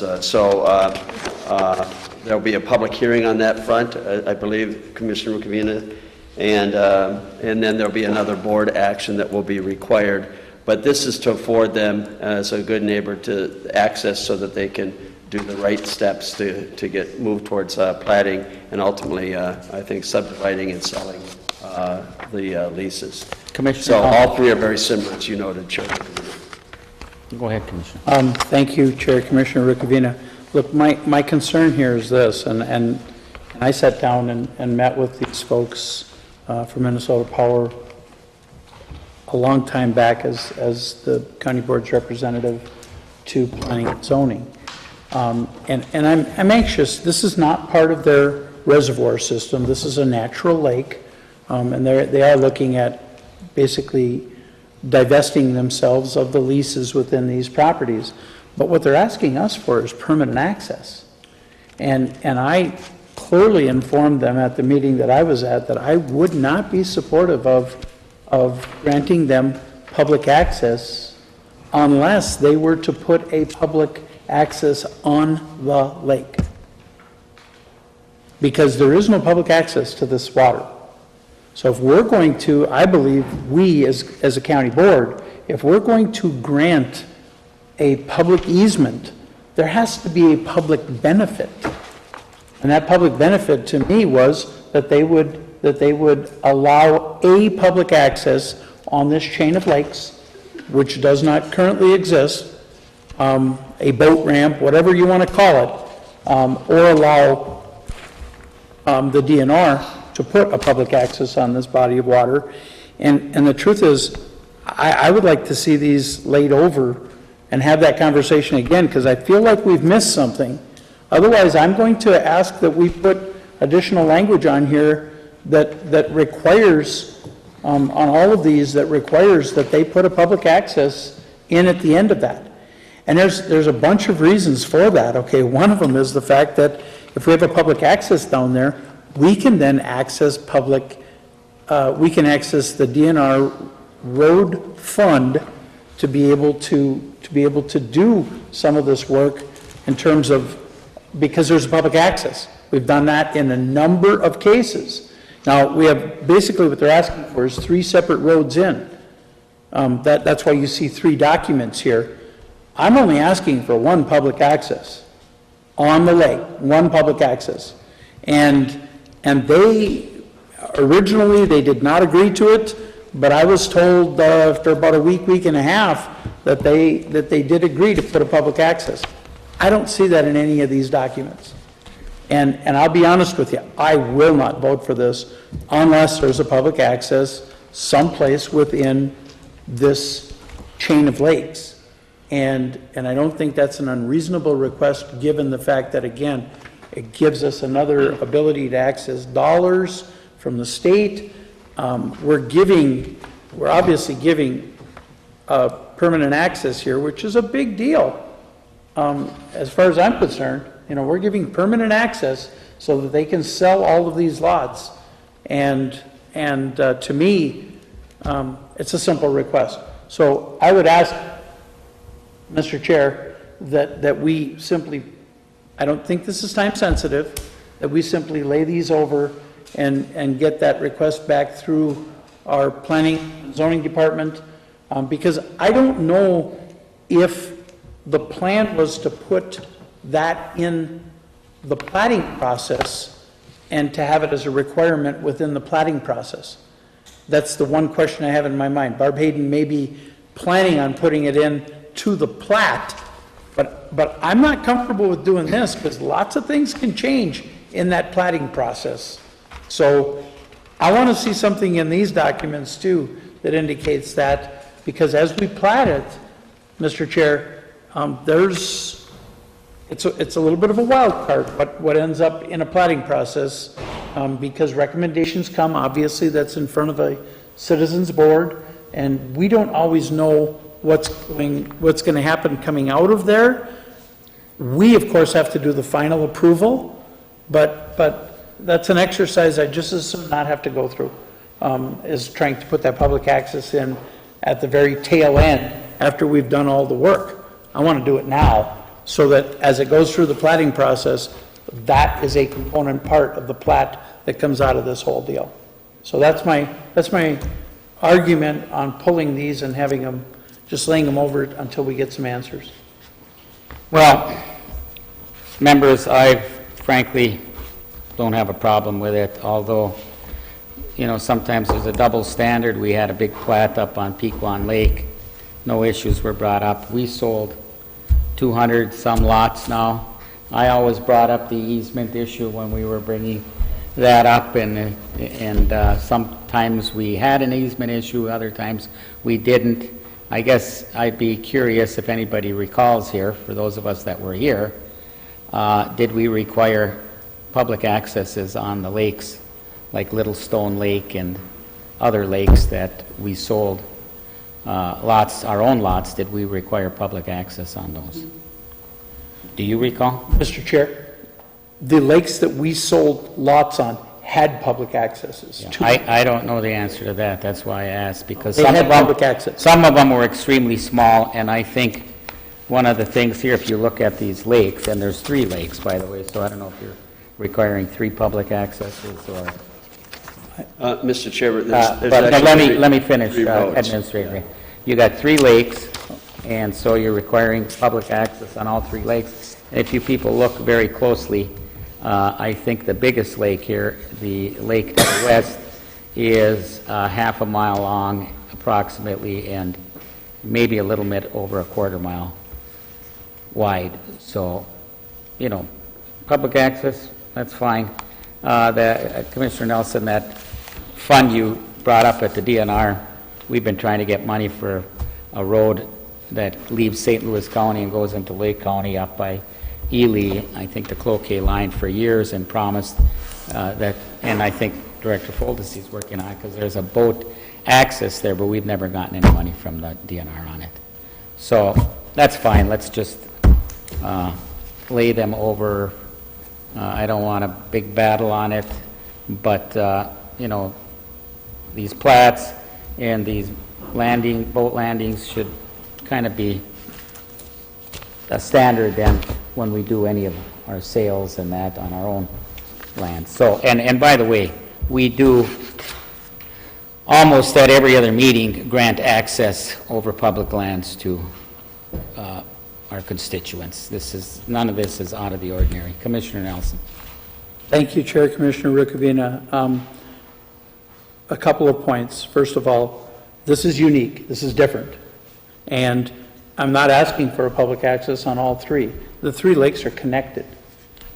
There's navigable waters between the 3 lakes, at least for, depending on seasonally, there's navigable waters between those 3 lakes. I'm asking for a public access on the largest of the 3. And if you look at Minnesota State statute, it very clearly lays out that lakes above a certain size, the DNR actually requires a public access. And I believe that standard is around 40 acres. And that lake is clearly larger than that 40 acres. And again, this is this is a situation where they are clearly asking for access across land that is, these are pretty extensive roads, and they're going to require maintenance. They're not going to maintain themselves. You can bet that within a year or two of those lots selling out there, they will be stomping their feet out in front of Public Works looking for us to turn these into public roads. And that's my concern, is that they'll come back and they'll be looking for this as a public road. We have an opportunity right now, if we put a public access at the tail end of one of these roads, where we could actually turn that into a public road. And Commissioner Rukavina, I can cite at least 3 instances in my district. Comstock Lake, by the way, now is in your district. That road was done with the public access road dollars. And we did it, it's a similar situation over a land department road. Comstock Lake Road was 10 years ago, 12 years ago, something like that. We did another one on some state land sales down in Grand Lake Township. I'm drawing a blank, it went to like 5 houses. And again, we used public access road dollars to get us there because there was a public access at the end of it. And the houses flared off to both sides. Jim probably remembers the name of the road, and I'm drawing a blank on it right now. So we have accessed these dollars. This is not run-of-the-mill. This is a different situation that I'm just trying to handle it ahead of time. Or I'll handle it on the Planning Commission at the tail end. It's easier to do it now. That's why I'm saying it. Well, we took them off the agenda, and I will say that I do know a little bit about DNR rules also, and I'll point out that Sand Lake, as an example, is bigger than this lake. It has no public access, so there are a lot of lakes that don't have public access. But regardless, we're pulling it, so let's just leave all of these. And Commissioner Rukavina, my suggestion is we're pulling all 3. Yes, I know that. You pulled all 3 of them down, and I'm putting all 3 of them off to the side. And I'm going to have I should have a Snickers. Is there a Snickers in there? Okay, yeah. Okay, good. Okay. Better Snicker issue taken care of. Very good. So with that, and thank you, commissioners, for your indulgence there, because I think we're going to get a better answer back. Mr. Chair, I would say, and I fully agree with Chair Rukavina on setting these aside, but we have been pretty successful with our State Park Road account. I mean, we've had a number of successes.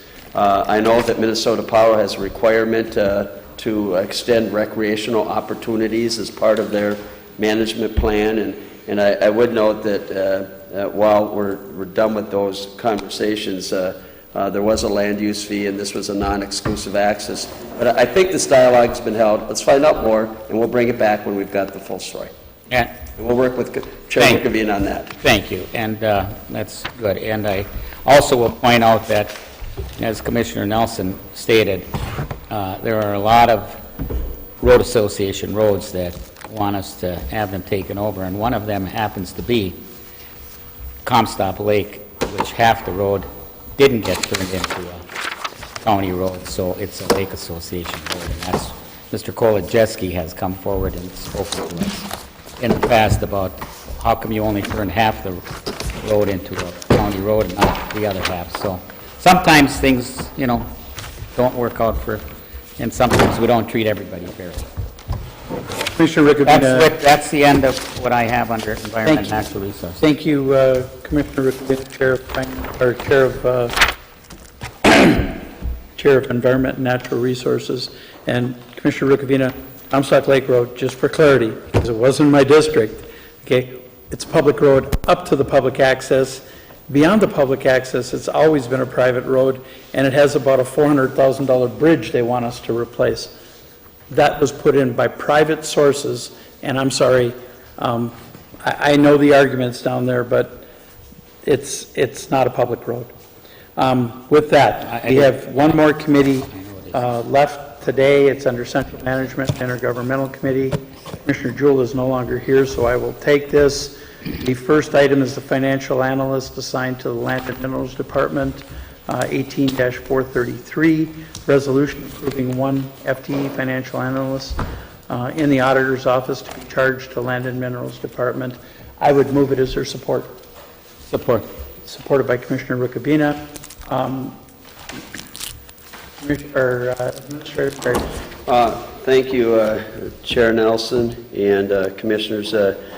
The action before the board is to approve a financial analyst being dedicated to from the auditor's office to the Land and Minerals Department. As the board is aware, we've been split shifting with Don's, Auditor Dicklich's resources, and quite frankly, the workload and the potential to do even more. The workload is heavy, and the potential to do more is high.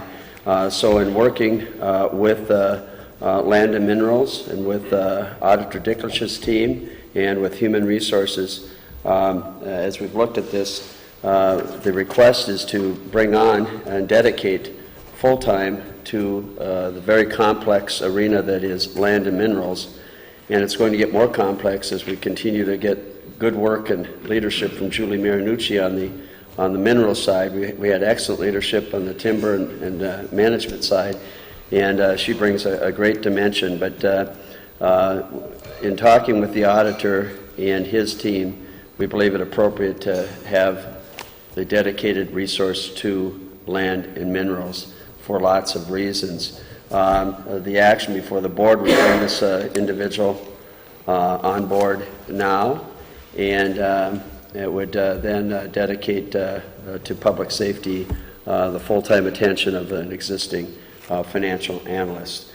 The contemplation is that with the retirement of the resource supervisor, who's been in place for some time pending, that the net impact on the FTEs would be zero over time.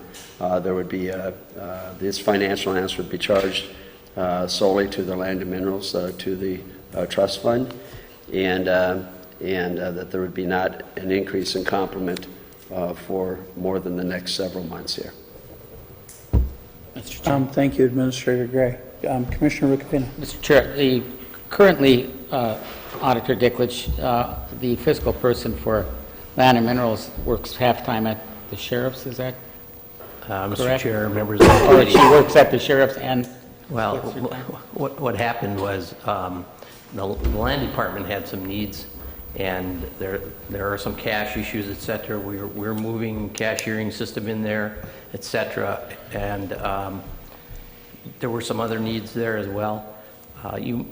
Those of you that haven't been here that long, there was I don't know if he was an assistant commissioner, a deputy commissioner, land commissioner, and when it used to do a lot of the budget work, et cetera, behind the scenes, and then when he retired, that position never was replaced.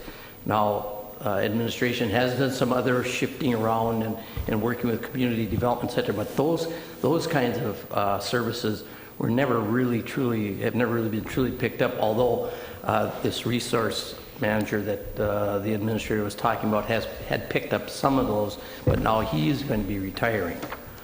So seeing that, and then so there were some needs in the land department, and initially not that many, at least that's what it appeared to us. So in working with the sheriff, he allowed us to use that resource about 25% of the time over there, roughly.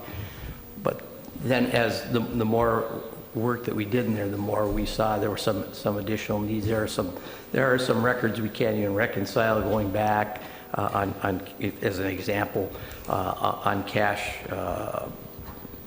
I believe it's on cash posting, et cetera, for leases and et cetera. And so we need to get into there and get some generally accepted accounting principles in place. And there are some other things. There's the budget that can be worked on, and a lot of the other stuff that this resource manager is doing that they will pick up. So, but in working with the sheriff, now recently the sheriff's come back to us and said, hey, can't use that resource anymore. We need it. We need more of that time back. So with all of these things coming to head at the same time, actually it's a good opportunity for us to do something in the Land and Minerals Department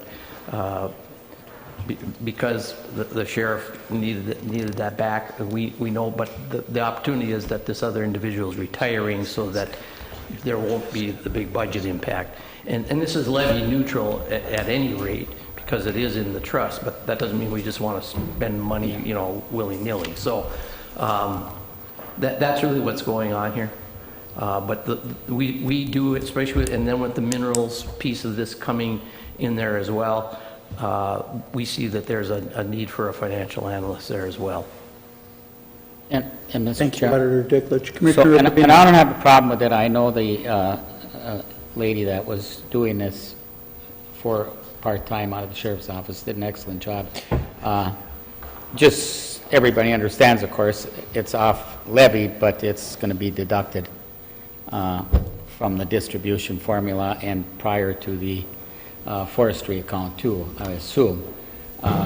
And so, do you know, is it the same, within the same salary range as the person that's going to be leaving there? Mr. Chair and members of the committee, Commissioner Rukavina, no, it's actually going to be less once he retires. But I think this first year, I think it says in the board letter something like $55,500 impact. But after that, it's going to be less. It'll be lower than what the current position, at least at the start. I don't know at the top of the scale what that differential is. Any further questions, Commissioner Rukavina? No. Other concerns from commissioners on this item? I will comment, look, it's been a long time coming to get the resources necessary to really to address the needs within the Land and Minerals Department. And I too am very impressed by the work we're doing over there. And there will come a day when the work that we're doing in land and minerals, the minerals component of it, will be the lion's share component. It will not be forestry. That day is coming. And because as mines expand into more and more tax forfeited parcels, the amount of revenues out of there in terms of royalties is significant. With that, seeing no further discussion, all those in favor signify by saying aye. Aye. Opposed, same sign. The motion is carried. We have one more item in front of the board. It's 18-436. Somebody care to move it? Mr. Chair, I want to pull the 18-436. Okay, it's been asked to be pulled. Is there anyone else who cares to move 18-436? I would move it. Is there support? Support. Been moved and supported. Discussion. Mr. Chair, point of parliamentary inquiry. Does the maker of the resolution have the right to pull it without anybody else moving it and supporting it? What's our precedent? Attorney Rubin, the question to you. Mr. Chair, it would be my opinion that the person, in this case Commissioner Rukavina, has a right to pull it, but then another person on the board could reintroduce it as their own resolution at the committee of the whole because it's in writing. So that'd be my opinion. And that's what I had done. With that, I will turn to, I'm sorry, I'm going to turn to Administrator Gray here briefly to frame this issue, and we will go from there. So, Chair Nelson and Commissioners, originally requested by Commissioner Rukavina was that the board pass a resolution calling for the release of emails received in or sent from Commissioner Stauber's email account between himself and others associated with Republican-affiliated groups or any other emails related to his candidacy for the 8th Congressional District seat. The resolution speaks to the board calling for the commissioner to do that. Thank you, Administrator Gray. And the reason I'll speak first on this, I guess. The reason I pulled it or am moving it, I have no intention of voting for it. I mean, committee of the whole, I can do that.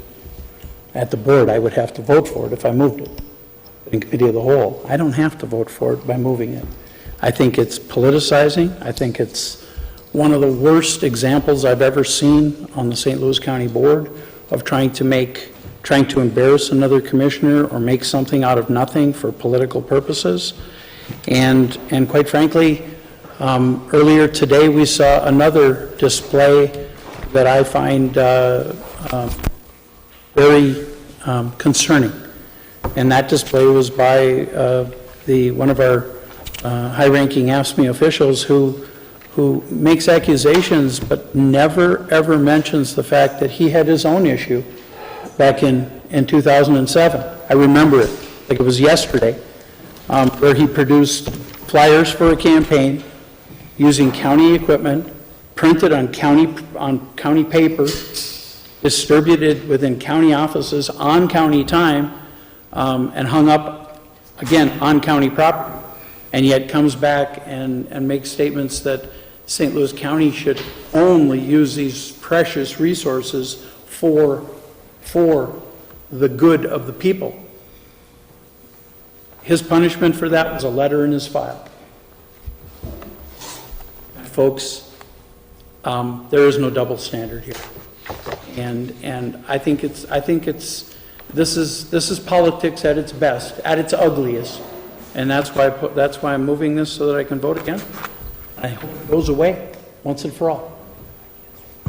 Commissioners, anything further? Well, Commissioner Rukavina. Mr. Chair, I have to respond to that because I think what you just did here was politics as usual, and you play politics on the time, all the time on this board, although you always say that you're not a politician. I have to admit publicly you're pretty good at being a politician. You just did it, and I was told by Minnesota Power that you were going to try to force a boat landing on that, and you were going to, cause problems, and that's fine. We pulled it all out, but, there are still unanswered questions here, and the reason I moved this, had this resolution was because there have been emails written to the county asking for this. There have been now another issue that's been brought up, and I don't think that those issues are going to go away. So I was just going to urge Commissioner Stauber, because there's still 40-some days before election, that just release them if there's nothing wrong with it, no political stuff involved. Then why not release it? But I do, understand the process here, and I've said before to Attorney Rubin that I didn't agree if he's the one that gave the decision. Now, this decision was made by our human service person, which is in our rules, in our the code of conduct, and I believe that's from 2009, has been updated, and the county administrator and the chair of the board. So the three of you received the complaint, you made a decision. Again, I want to say at this point, I don't think Ms. Kazel should be the one answering in the paper when there's concerns. I think it should come from our administrator or our attorney or whatever. Our attorney did make a ruling. I don't agree with it because I've got, and I'd like to see that. I'd like to see the ruling. I'd like to see the complaint. Here's our code of conduct here. If the complaint contains an allegation, all complaints filed against an elected official under the St. Louis County Code of Conduct shall be documented in a log kept by the county administrator's office. All decisions pertinent to the specific allegations will be summarized and kept in the same document file. I assume you did that, Administrator Gray. Is that information available to an elected county commissioner? Thank you for the question, Commissioner Rukavina. Attorney Rubin. Well, Chair, Commissioner Nelson, I want to make it clear, as I have many times, my job is to advise administration and to advise the board of what the law is. And then either administration or the board will then make a decision. And that's what happened in this case, so.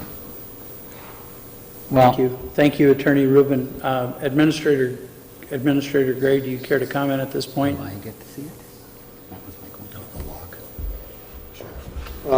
Thank you, Chair Nelson and Commissioners, Commissioner Rukavina. I'm going to take a short break. I want to give Administrator Gray, I interrupted you in a conference with our personnel director. I'm going to take a short break so that Administrator Gray can confer with our personnel director before answering this question further. So we stand in recess for 5 minutes.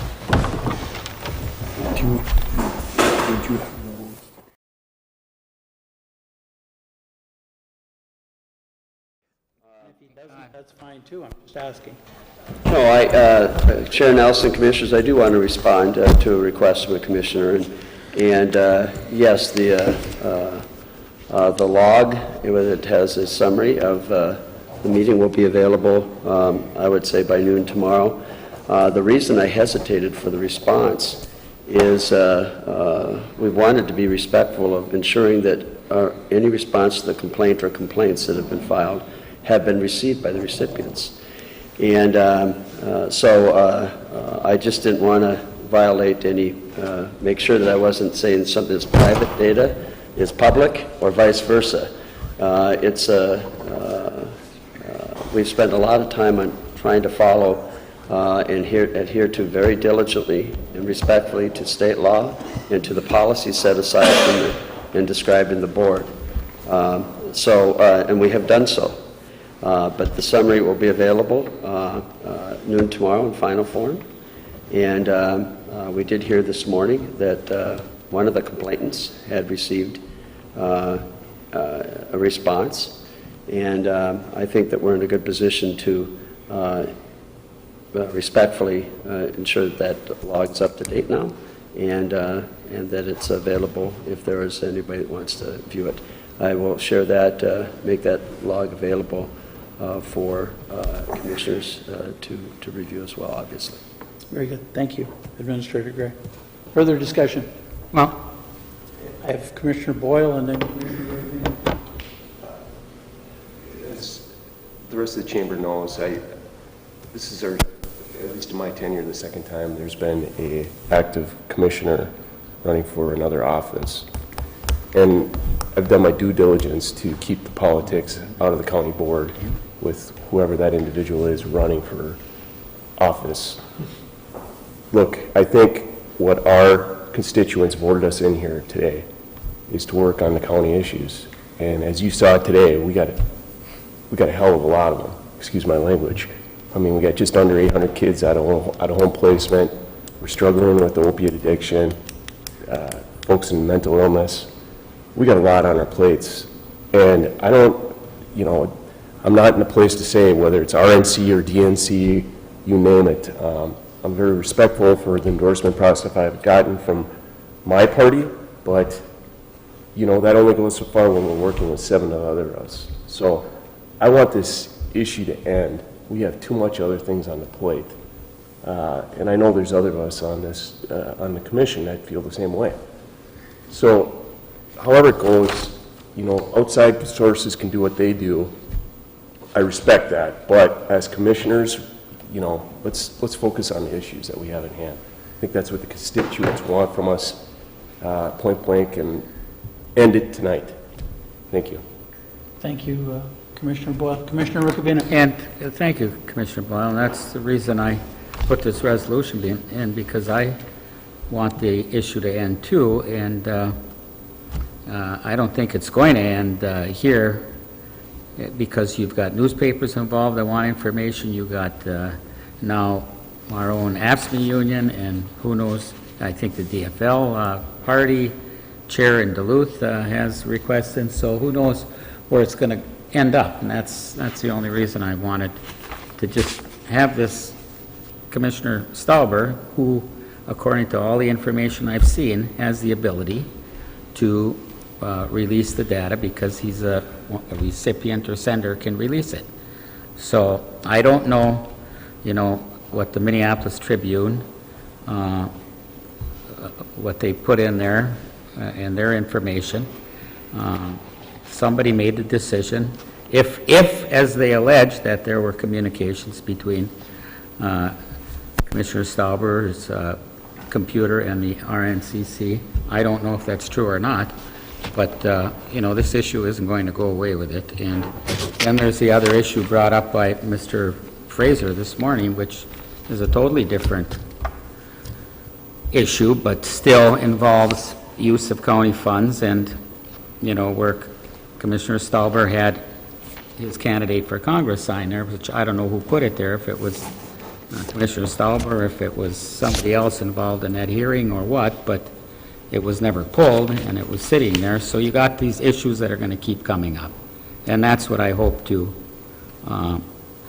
solve by urging Commissioner Stauber to just release the issues, which he obviously can do. So it's not going to go away, Commissioner Boyle. It's going to be here. If I wanted to play politics like I've seen, Commissioner Nelson play in the past, I'd vote for Commissioner Nelson's motion here, and then I could bring it up again because I voted on the prevailing side. But I'm not going to do that. I'll just going to vote no and see where let the chips fall where they may, and perhaps bring maybe a different resolution that's more specific. So with that, I'm a little disappointed that I tried to pull it and just not get into this discussion. But thank you, Commissioner Rukavina. Commissioner Yugovich. Thank you, Chair Nelson. I couldn't agree more with Commissioner Boyle. When we're here, I do believe we've been put here to do county business, and I understand some things have been questioned. At the end of the day, I think that we have got 3 very qualified candidates that are running in this race, and if anybody can tell me what the issues are, I would be surprised, because it seems like you turn on the TV, the radio, you open up your newspaper, and it's about parking tickets, and it's about emails, and we're not hearing what these individuals are going to do for us when they get to Washington. And one of them will be in Washington. And I think it's important that we know going forward, so we can be educated voters when it comes November 6th, we mark down the right choice because of what they've laid in front of us and what their platform is. And I think this has gone on too long. I definitely can't support this for the simple fact I want to see the issues at the forefront rather than everything else that's going on. So that's my opinion, and I appreciate the opportunity. Thank you, Commissioner Yugovich.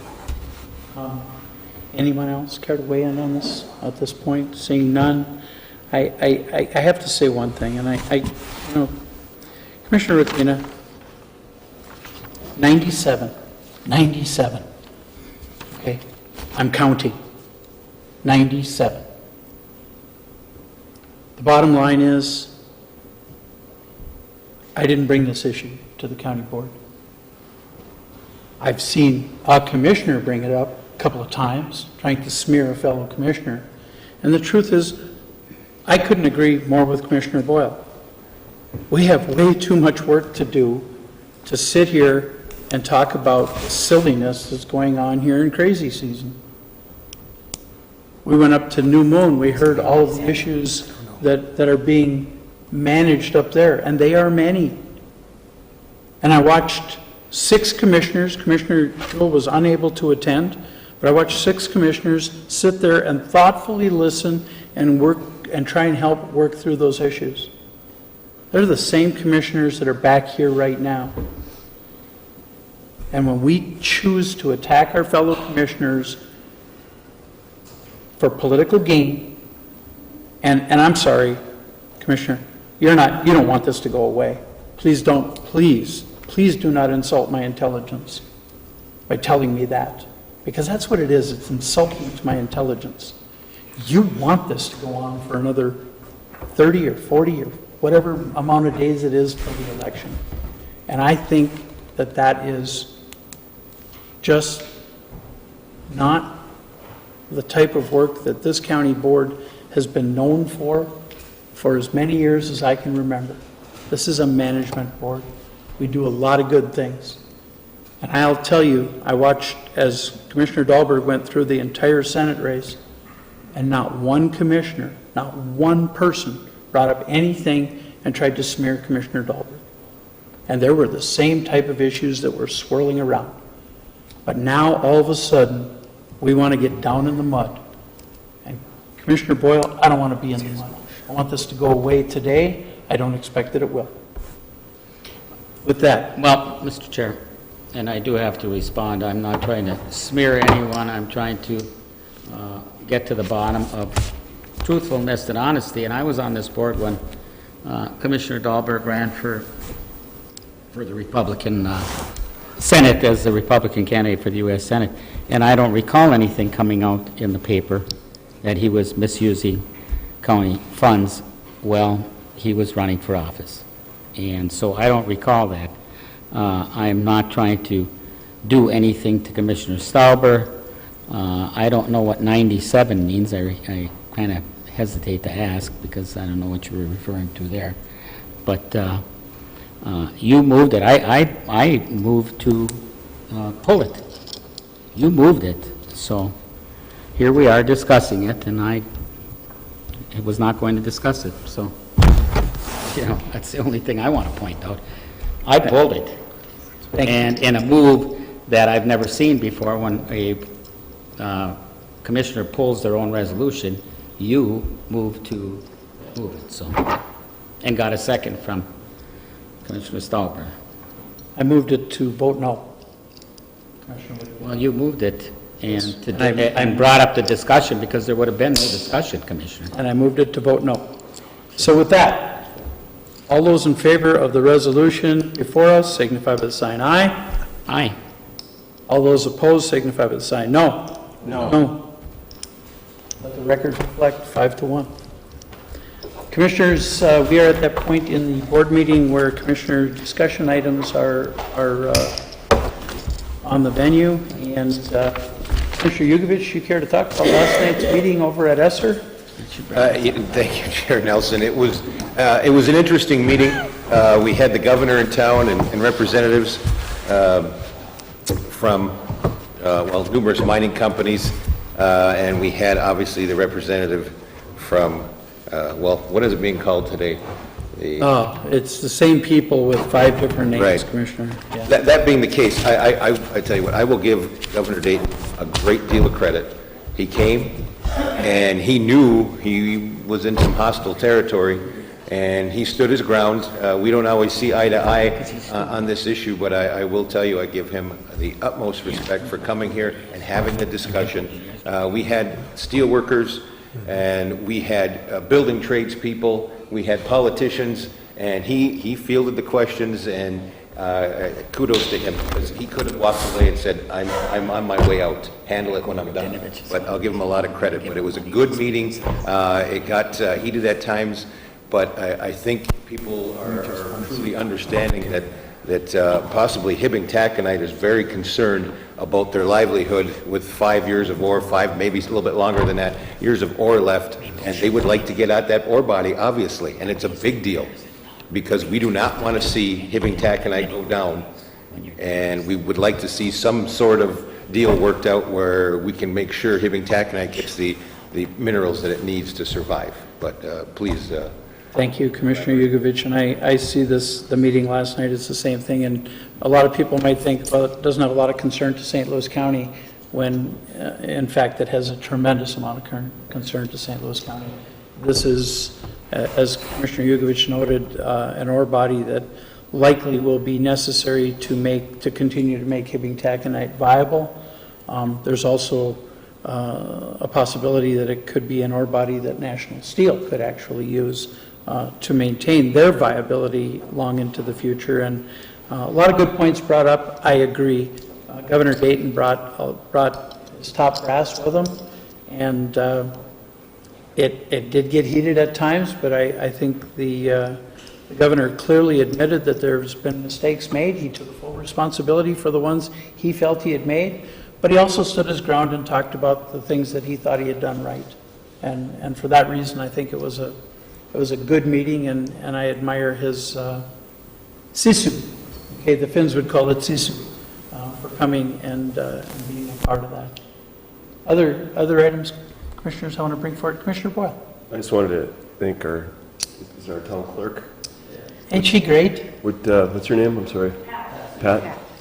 She gave us water throughout the day. It's been a very long day. Chocolates and then these cushions should have been earlier. Cushions. Ruben was all over it, but thank you. Ruben took 2. All right. Any other items that commissioners care to bring forward at this point? Seeing none, a motion to adjourn would be in order. So moved. Moved by Commissioner Boyle, supported by Commissioner Yukevich. All those in favor signify by saying aye. Aye. Opposed, same sign. Motion carries.